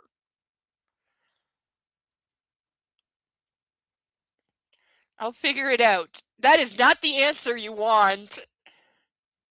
She put the money against his palm and curled his hand into a fist. Keep this. I'll be fine. I'd rather drive you myself. I appreciate the kindness, I truly do. She shut herself in, put the window up, and looked around for the gear shift or a knock on the tinted glass. She put the thing back down. It's there, to the side of the wheel, the chauffeur said. That's where your drive and reverse are. There you go. And the directional signal is, yep, that's right. You shouldn't need the windshield wipers, and the headlights are already on, as you can see. Good luck. I would so. This is not a good idea. I would not, she doesn't even know. She doesn't have any clue what she's doing. He stepped back, kind of like you if someone were about to put a match to fireworks. Or a bomb. This is smart, because I have a feeling she's going to wreck this car. Sutton hit the gas, and the powerful sedan lurched forward as if it were a jet engine running under the hood. In the back of her mind, she did a quick calculation on how many years it had been since she'd actually driven herself anywhere, and the answer was not encouraging. Yeah. See, this is like when Hillary Clinton took out her own mailbox trying to back down her driveway because she had not driven a car in like 10 plus years. This was shortly after her and Bill had left the White House and she was trying to be normal, and the Secret Service extremely did not want her driving her own car because she hadn't driven herself in like 10 years, but she was like, no, I can go to the grocery store and get milk. It'll be fine. I'll drive my own car. I know what I'm doing. And she made it like 10 feet down the driveway, went off the side of the road, and took out her mailbox. And that was the last time she drove a car.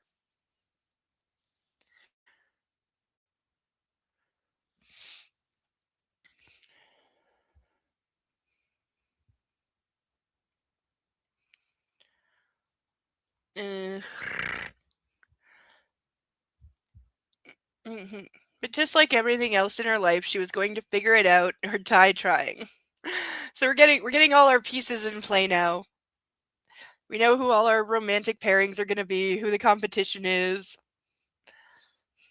Mind if I have some more? As Lizzie gave him an "oh, please do," Lane got up and headed back to the fridge. The food was helping clear his head. Or maybe it was her company. Or maybe you were drinking on an empty stomach, and when you eat food, it helps. This is really good, he said as he broke open the icebox and took out another serving. Her soft laugh made him pause and close his eyes, so the sound could sink into him even more deeply. You're just being, excuse me, you're just being nice, she murmured. God's honest. Putting his plate into the microwave, he hit 6 minutes and watched the frozen block went around and around. So, I'm going to have to talk to Edward, he heard himself saying. When was the last time you saw him? He cleared his throat, felt that itch for a little drink. It was. For a moment he got lost in wondering how he could ask her if she had any booze in the house. Wow. That long. Actually, I was thinking about something else. Namely, that it was entirely possible he had a drinking problem. But come on, after a day like today, who wouldn't be an alcoholic? That's not being an alcoholic, that's just getting really drunk. What? Oh shit, had he spoken out loud? Sorry, my brain's a mess. I wish there was something I could do to help. You are. So when did you see Edward last? Lane closed his eyes, but instead of doing some mental calculations that would reveal the sum of how much he sucked as a brother, he went back in time to that New Year's night when Edward had gotten beaten for the rest of them. Oh great, we're gonna have another flashback of their father being terrible. And it's in the flashback writing. Oh, but before that it's time to pick another duck. And then we'll pick one more when we call it a night. Let's see. Okay, lead Porygon duck. Okay, so this time it's gonna be one of these three. We'll see. and I don't. This crown is made out of tinfoil, so I'm not going to tap it. Um, but all right. So out of these three, we'll see. We'll do the same way because I can't rock paper scissors against myself. Even though that is the preferred way of choosing things, isn't it? All right. Let's see. Let's hope I can do this with my eyes closed. Eeny, meeny, miny, mo. Catch a tiger by the toe. If he hollers, let him go. Eeny, meeny, miny, mo. All right. We got Queen Midas Duck. So now she needs a name.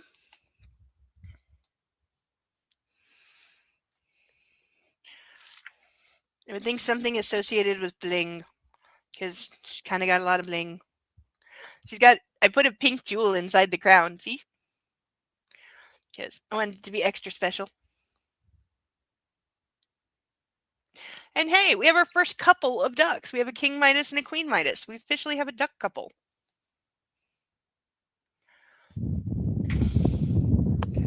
What are we going to call her? Now I'm going like who's like in Shakespeare? Who's like somebody's wife that's like infamous? Or who is in the story of the actual King Midas? Is he married? Does he have a wife? I don't know if I've ever read the actual story. I don't think so. I think is King Midas a Greek myth? I don't remember. It's a myth from something. But did he actually have a wife?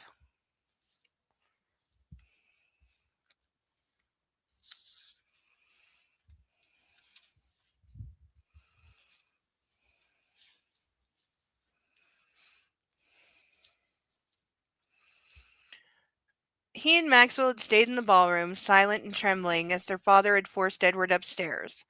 As the two sets of footfalls had ascended the grand staircase, Lane had screamed at the top of his lungs, but only internally.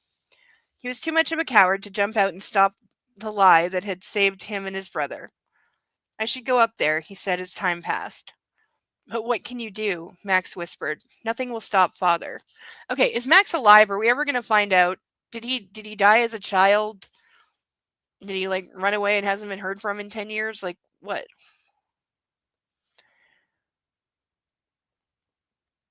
Good. Except Max was right. Edward had lied and their father was making him pay for a transgression that was not his own. If Lane told the truth now, their father would simply beat them all. At least if he and Maxwell stayed here, they could avoid. No, this was wrong. This was dishonorable. I'm going up there. Before Maxwell could say anything, Lane grabbed his brother's arm. And you're coming with me. Okay, not fair. You don't get to drag people with you. Max's conscience must have been bothering him as well because instead of arguing like he always did with everything, he followed mutely up the front stairs. When they got to the top, the grand hallway was empty save for its fancy moldings, the oil paintings, and the bouquets sitting on antique tables or bureaus. We've got to stop this, Lane hissed.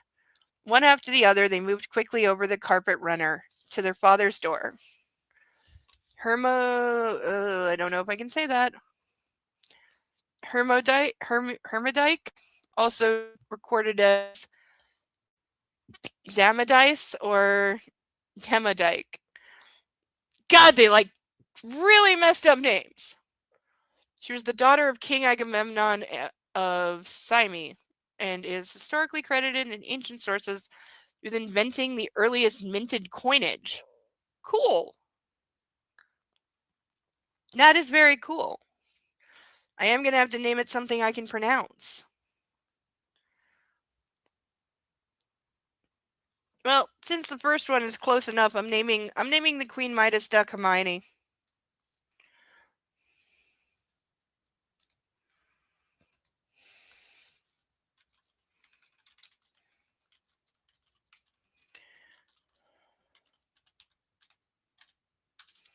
It's kind of close.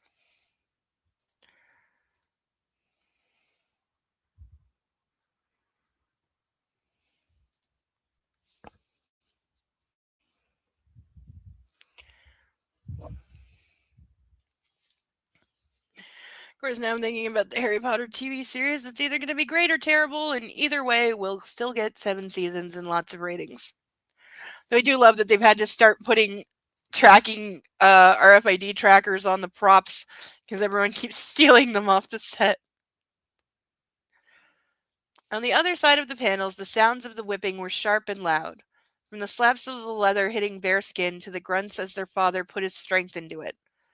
Edward was silent, and meanwhile the two of them just stood there, silent and stupid. All Lane could think about was how neither he nor Max would be even half as strong. They would have both ended up crying. The drive to be righteous and honest grew weaker with each of those hits, until Lane's nerve was totally lost. Let's go, he choked out with shame. Once again, Max did not put up a fight. He was obviously too much of a coward as well. Like 6. This is not being a coward. This is saving yourself when telling is only gonna, make things worse. The room they shared was down further, and Lane was the one who opened the door. There were plenty of bedrooms to spare for them to sleep separately, but when Maxwell had started getting night terrors a couple years before, they had become roommates by default. Max had started sneaking into Lane's room and waking up there in the morning. Eventually, Miss Aurora had moved another bed in, and that was that. Their bathroom was a Jack and Jill, and the room on the far side of the long, thin space was Edward's. Max got in his bed and stared straight ahead. We shouldn't have gone down there. It's my fault. It's both our fault. He glanced down at Max. You stay there. I'm gonna go wait for him to come back in. As he went into the loo, he closed the door behind himself and prayed Max followed orders. Why do we have a British word in the middle of not British book? He had a bad feeling about what kind of condition Edward was going to be in when their father was done with him. Oh, how Lane wanted to go back to earlier and redo the decision to go to the parlor. Putting the toilet seat down, he sat and listened to the pounding of his heart. Even though he couldn't hear the whipping anymore, it didn't matter. He knew what was happening across the hall. For some reason, he kept looking over to their 3 toothbrushes, which were standing up in a silver cup by the folded hand towels on the counter. The red one was Edward's because he was the eldest and got to pick first. Max went for green because it was the manliest of what was left. Lane got stuck with yellow and hated it. These are rich kids. They could have fucking monogram toothbrushes. It's always so stupid when there's things like that. No one ever wanted KU blue. Oh, we get more football. We couldn't go an entire week without hearing about the football.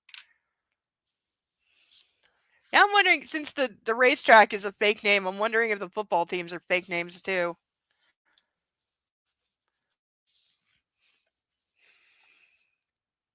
A soft click and the rasp of a door being opened broke the quiet.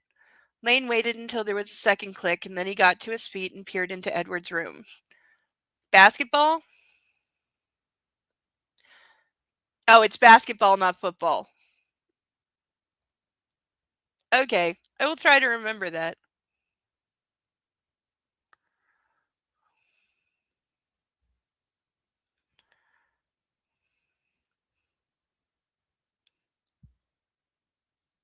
College basketball, KU is Kentucky University. Okay.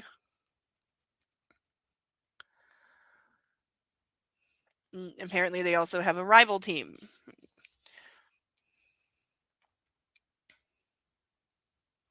I don't think we really have any sports rivalries here. I mean, I cannot think of the goddamn team.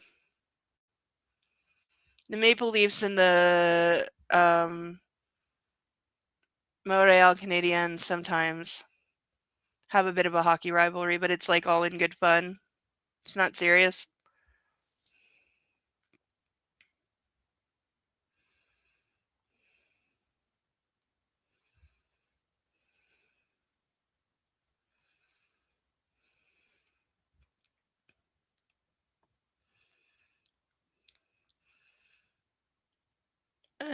In the dimness, Edward was walking towards the bathroom all bent over, with one arm around his belly and the other thrown out to steady himself on the bureau, the wall, the desk. Lane rushed forward and took a hold of his brother's waist. Sick, Edward groaned. Gonna be sick. Oh God, he was bleeding down his face, their father's signet ring having cut his skin when he'd been cuffed. I'm assuming this means punched in the face. And again, we have British words. Why do we have British words? I've got you, Lane mumbled. I'll take care of you. The going was slow, Edward's legs struggling to hold his torso up.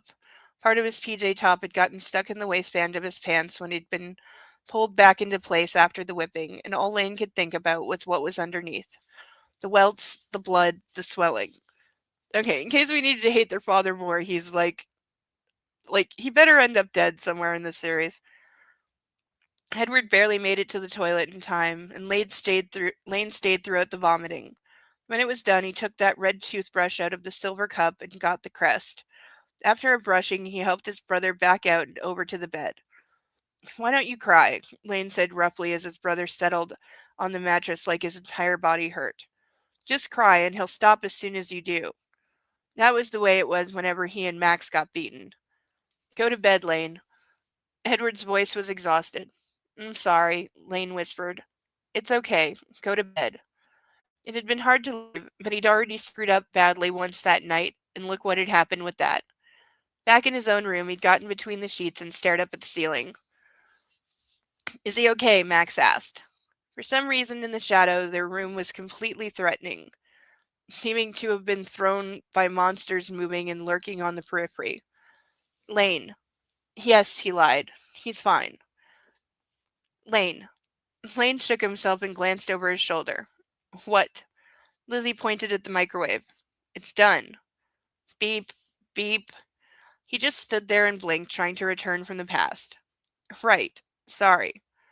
Back at the table, he put the steaming food down and sat in his seat, only to discover he'd lost his appetite. When Lizzie reached across and put her hand on his, he took what she offered and brought it to his mouth for a kiss. What are you thinking about? Lizzie asked. You really want to know? Yes. Well, didn't he have so many things to pick from? As she waited for an answer, he stared at her face for the longest time, and then he smiled a little. Right now, in this very moment, I'm thinking that if I have a chance with you, Lizzie King, I'm going to take it. Yeah, press X to doubt. And again, he still has not told her about the pregnant wife or that whole situation. The blush that hid her face was covered when she put her palms up. Oh, God. He laughed softly. You want me to change the subject? Yes, she said from hiding. He didn't blame her. Fine, I'm really glad I came out here. Easterly's like a rope around my throat right now. Lizzie rubbed her eyes and then dropped those hands. You know, I can't believe about Rosalinda. That is just plain horrific. He sat back in his chair, respecting her need for another topic. And get this, Mitch Ramsey, the sheriff's deputy, he called me on the way here. The medical examiner's inter- the medical examiner's initial thought is hemlock. Wow, that is like old school. Hemlock. Yeah, seriously? So she didn't we still don't, by the way, we still don't know if this was a murder or not. We don't know. But given that apparently the method of death is poison, I'm gonna say that it was murder somehow. Like, and I know I'm pretty sure hemlock does grow wild in some places. So there's some places where it's not, where like you would have to know what it looks like. But it's not like that hard to get a hold of. I know that. Okay, as much as I don't want to get up again, I really, really, really have to. Oh, I'll be right back. 2 seconds.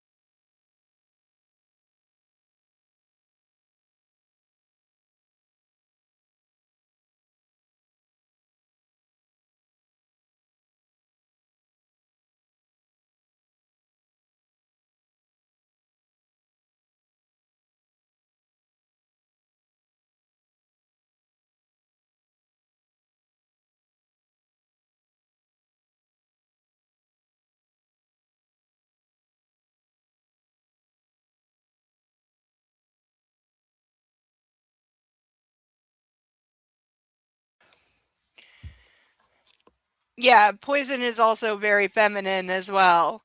And are we think my first thought, yeah, poison is usually a woman's weapon, that's true. So I'm thinking it's Chantal. It's Lane's wife because the father was sleeping with Rosalinda, had a long-standing decades worth of affair with her, but he was clearly cheating on her with Chantal, who probably figured, the wife isn't long for it with her drinking and drug habit, so let me just get rid of Rosalinda. Or the father used her to embezzle the money and then killed her so she couldn't talk or something. But I'm thinking it's the wife.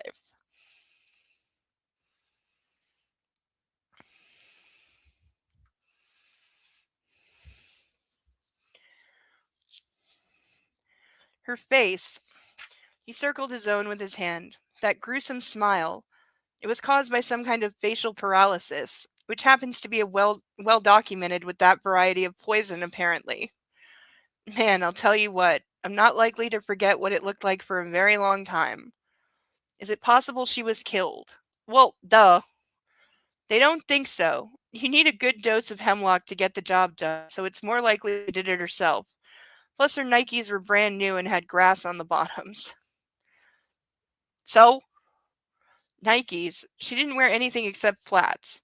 Exactly, but she was found with this pair of running shoes on, which she'd evidently just bought and walked around outside in. From what Mitch said, back in Roman times, people used to take the poison and then ambulate to make it work faster. So again, that points to her doing it herself. Because she not only wanted to kill herself with an extremely, imprecise method, because you would have to, I assume you can't just pick hemlock and eat it and it kills you.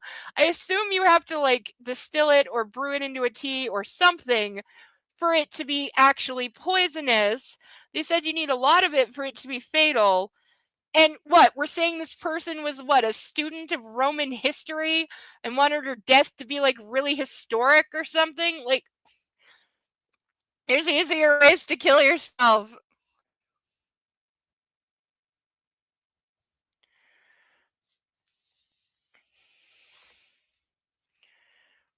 There was a Hemlock Society, which was a self-deletion advocacy group. Yeah, I totally believe that. And there's some people I'd like to hang out with. They sound like fun.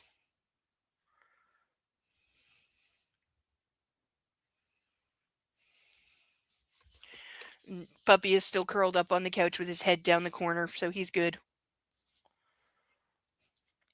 Being in trouble is just so exhausting, even when you sleep the entire time. When are they going to invent a trash can that he can't get into? He's really good at getting into them, believe me. I've had child-proof ones, I've had ones with clamps on the lid, I've had ones with lids that screw on, I've had ones that are child-proof, or kind you have to step on the thing. None of them have ever stabbed him. They don't exist anymore. Insert morbid joke here. Yeah, I'm all for that.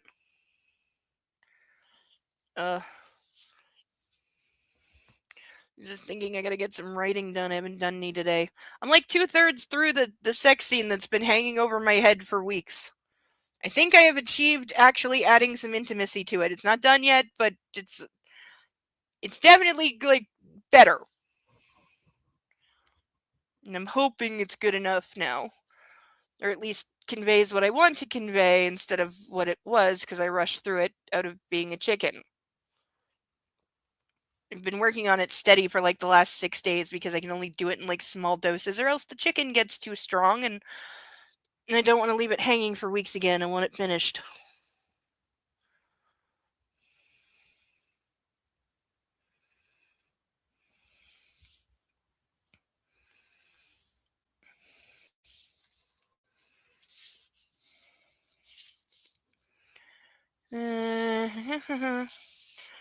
How horrific.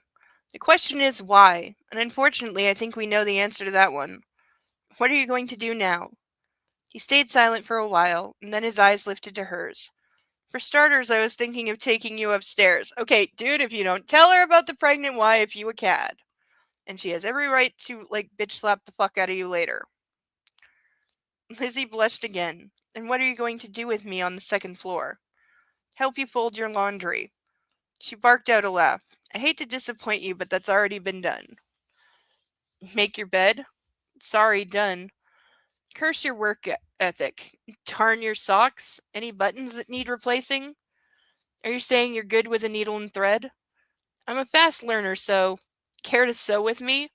Okay, this would not be getting like anyone into my pants. You if you want to get me upstairs, the thing to say is, I would like to take you upstairs and have sex with you. Do you wanna? That I will respond to. This cutesy ass bullshit, I'm gonna be like, there's the door. Goodbye.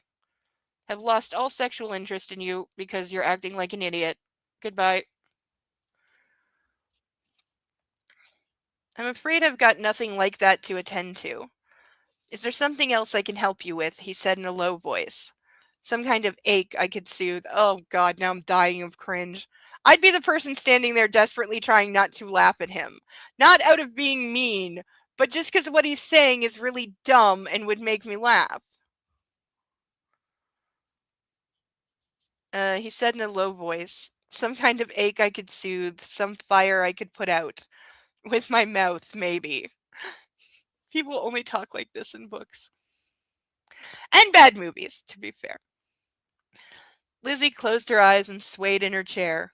Oh, God. Yeah, this is not making my panties wet. Wait, I've got it. How about I take you to the second floor and we mess up your bed? Then we can remake it. When she finally looked over at him, her lids were low and her eyes were hot. You know, that sounds like a perfect plan. Has anybody brought a condom? Do we think anybody is thinking about birth control here? Of course not. Because nobody in these books ever has a condom. Ever. Or even thinks about it. And there's never any consequences. Ever. Unless it's part of the plan and stupid.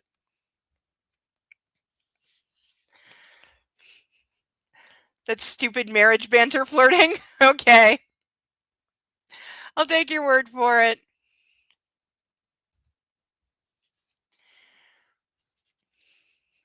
Sarah Bellum is our resident expert at marriage.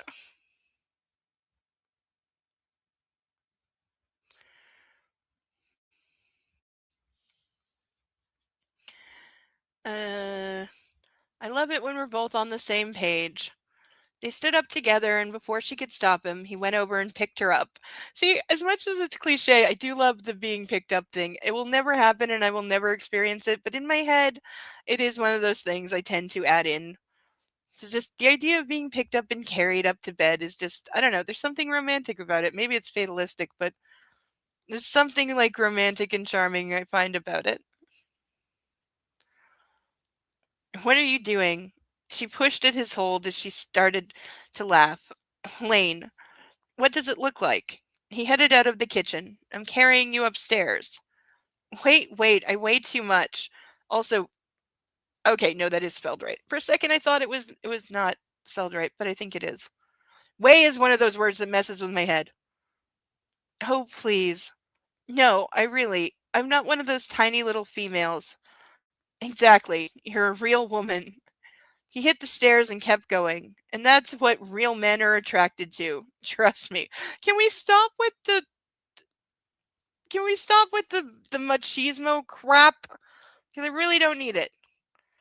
Also flirting in front of little ears. Okay, yeah, that's got to be a skill all in and of itself. Once the children hit like, old enough that they're kind of paying attention to the world around them, age like 2, 3, when they become aware that there is a world around them and they start listening.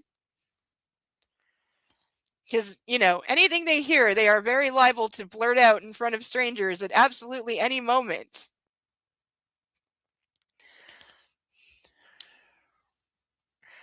Because little kids will tell you all the everything. They have no filter. And they have no idea what they are not supposed to say, or what's personal, or what's embarrassing, or anything else. They will just blurt out whatever pops into their tiny little heads.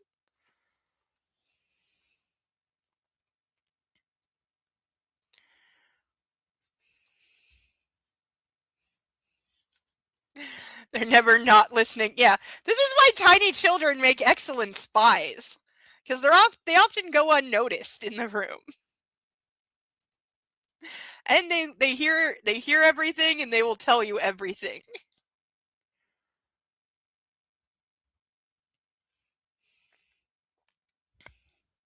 She let her head fall on his shoulder, and as he felt her eyes search his face, he thought of what Chantal had done with his father, or at least what she said she had done. This is true. We don't actually know if that's true.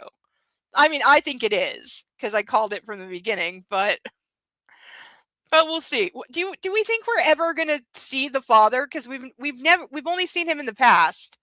In the present, I don't think anyone has spoken to him. He's fucked off to Cleveland, wherever. I don't believe he's in Cleveland. I think they're when they finally go looking for him, they're gonna find out like he left for Australia or somewhere, or the Cayman Islands, somewhere non-extraditable, um, or something like that.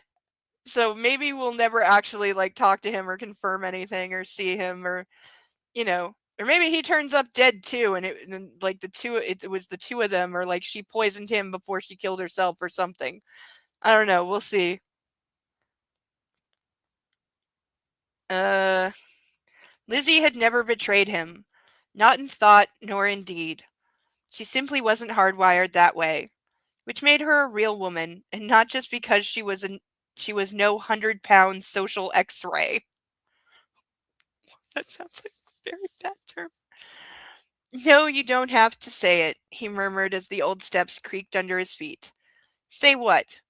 That this doesn't mean anything in the larger scheme of things. I know you want me friend only, and I accept that. You're carrying her up to bed, so no, you don't. You should be aware of one caveat, though. What's that? She breathed. He let his voice deepen. I'm prepared to be a very patient man when it comes to you. I will seduce you for however long it takes, give you space if you need it, or follow you tight as sunshine on your shoulder if you'll let me. His eyes locked on hers. I lost my chance with you once, Lizzie King. That's not going to happen again. End of chapter. And looking at the time, end of evening. Wait, did we make it to the chapter I said we would? Aw, we're one short, I think. Aw. Yeah, it's a long one. Ugh. So he's basically just said, I'm going to pursue you whether you want me to or not. I totally accept that you just want to be friends, except that I don't. And I'm going to seduce you until you fall for me, and even after the way I treated you before. And let's not forget, he's a lying piece of shit right now, because he has not told her about the wife being pregnant, the potential affair with the father, the full extent of the finances, like the fact that like she has said you're not divorcing me, so that's gonna go on for a while. So yeah, not exactly being upfront with the situation. But all the like, because there were multiple characters who did it. All the talk about like being a man and you know giving what the lawyer said to Jin really made me sick, because it's all of that toxic masculine crap of I would never honor you with my name because you're a whore. Go fucking fuck yourself to the extreme on that one. Wow, can you go to hell? Like I wouldn't even talk to someone who thought like that ever. Because you can just get all the way away from me with that fucking bullshit.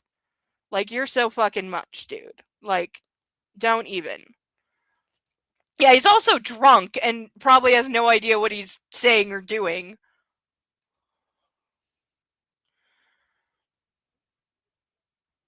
Like, this is why also the notion of him, like, carrying her up the stairs is kind of funny, because do we think he's physically capable at the moment?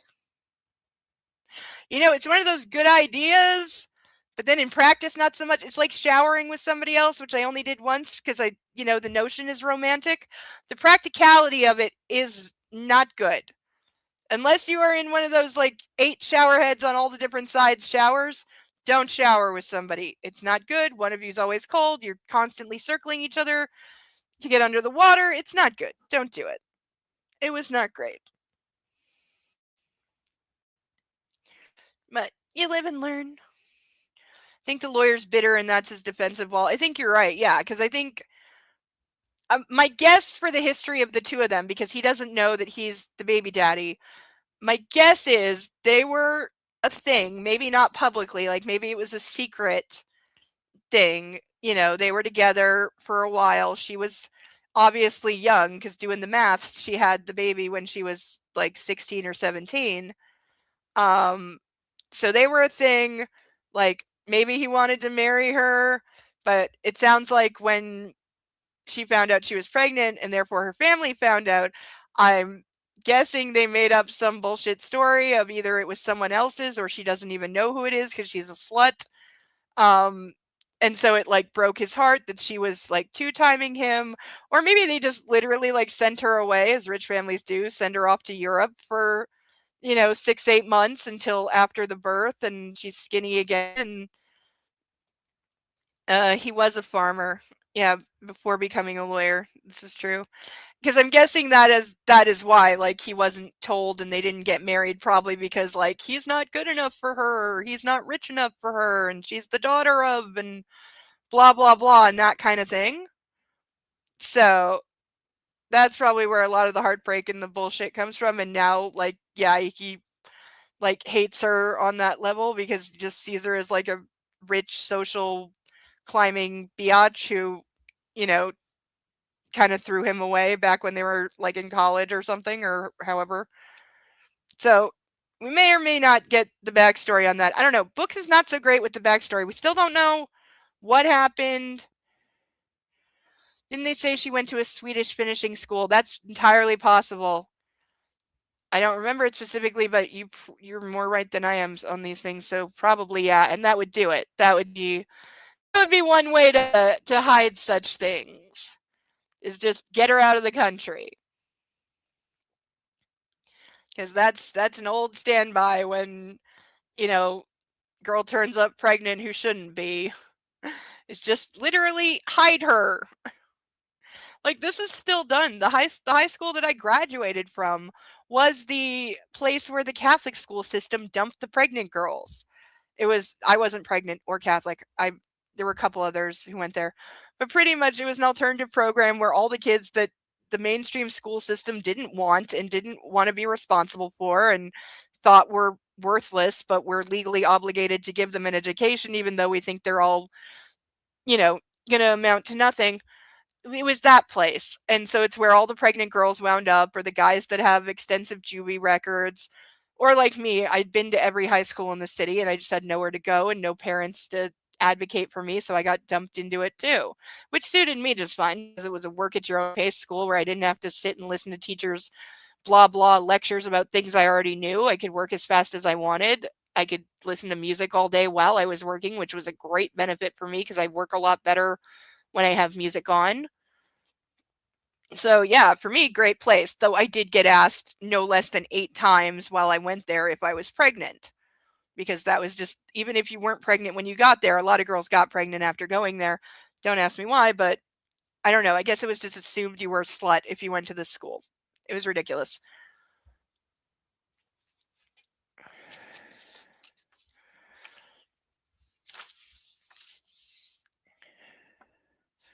Just looking to see if it says if the author's British. I don't think she is. And yet we have British words in the middle of a flashback for no reason that don't belong there. Weird.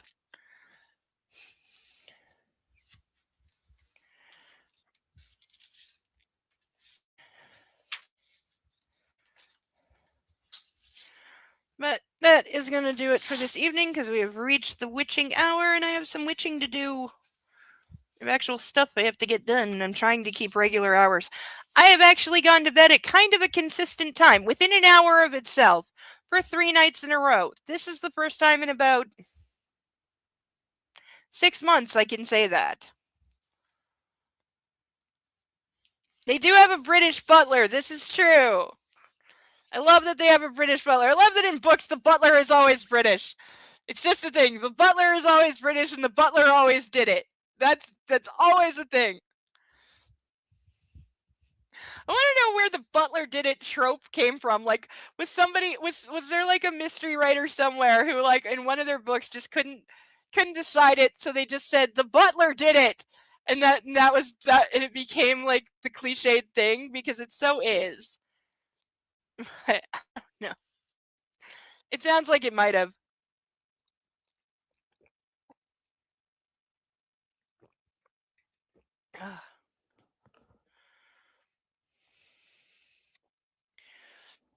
Okay, Puppy's still asleep, so we don't get to say goodbye to him, but we got lots of Puppy this week because he was very insistent on being shown off and getting cuddles and making sure that you all know that he's not in trouble anymore, though he probably will be again tomorrow because he can't keep his nose out of the garbage. I don't know what I'm going to do with him. Probably keep cuddling him and rubbing his belly and snuggling him in bed under his mountain of blankie. But even when it's hot like this, he still insists on having about this much fleecy blanket on top of him in several layers. He's the happiest thing. He's just the happiest thing when he's like that. He's just doesn't have a care in the world. Happy doggy. Okay, so we're going to call it a night. We didn't get a lot on our mark sheets tonight, but we still got the rest. I'm still glad I extended the brand names because they still are massively in the lead, as we can see. I don't think that's going to change. But I am going to go get something that resembles food and then try to not stay up all night. I really don't want to break my streak, so wish me luck. Thank you all for being here tonight. Thank you for all the new ducks. Oh, we forgot. Wait, we have one more duck. I almost forgot. Damn. Okay, glad I remembered. We have one more duck. Then I will say goodnight. Okay, it's either going to be Julia Roberts duck or Black Swan duck. Okay, so either one is good, but let's see. Which duck are we ending on? Okay. Eeny, meeny, miny, mo, catch a tiger by the toe. If he hollers, let him go. Eeny, meeny, miny, mo. Black Swan duck! Yay! I'm happy now. I've never seen Black Swan. It's on my movie list. Now I have to watch this week. Now sometime this week we definitely have to watch Black Swan because now I have to see. But we'll figure out what to name our Black Swan duck. Ah, it looks so good. I'm so pleased with it. Okay. So we still have lots of other painted ducks. Okay, but now we're really gonna say goodnight. So love yourself, love on a fur baby. Thank you all for being here. Thank you all for the support and the love and the help and the research, especially because knowing where things are really helps my brain fill things in. But thank you all for being here. Thank you, Cecile. Thank you, Sarah Bone. Thank you for Snickety, Nightwolf, not Night. He wasn't here tonight. Ironton Auditor, Zeus, and Deacon. Thank you all for being here. Love yourself. Love on a fur baby. I hope I see you all next week, and I hope you are nice and safe and cool wherever you are. So until then, I've been Insane Lane. This has been Tia and Rose's Book Club, and I will see everybody next week. Bye bye.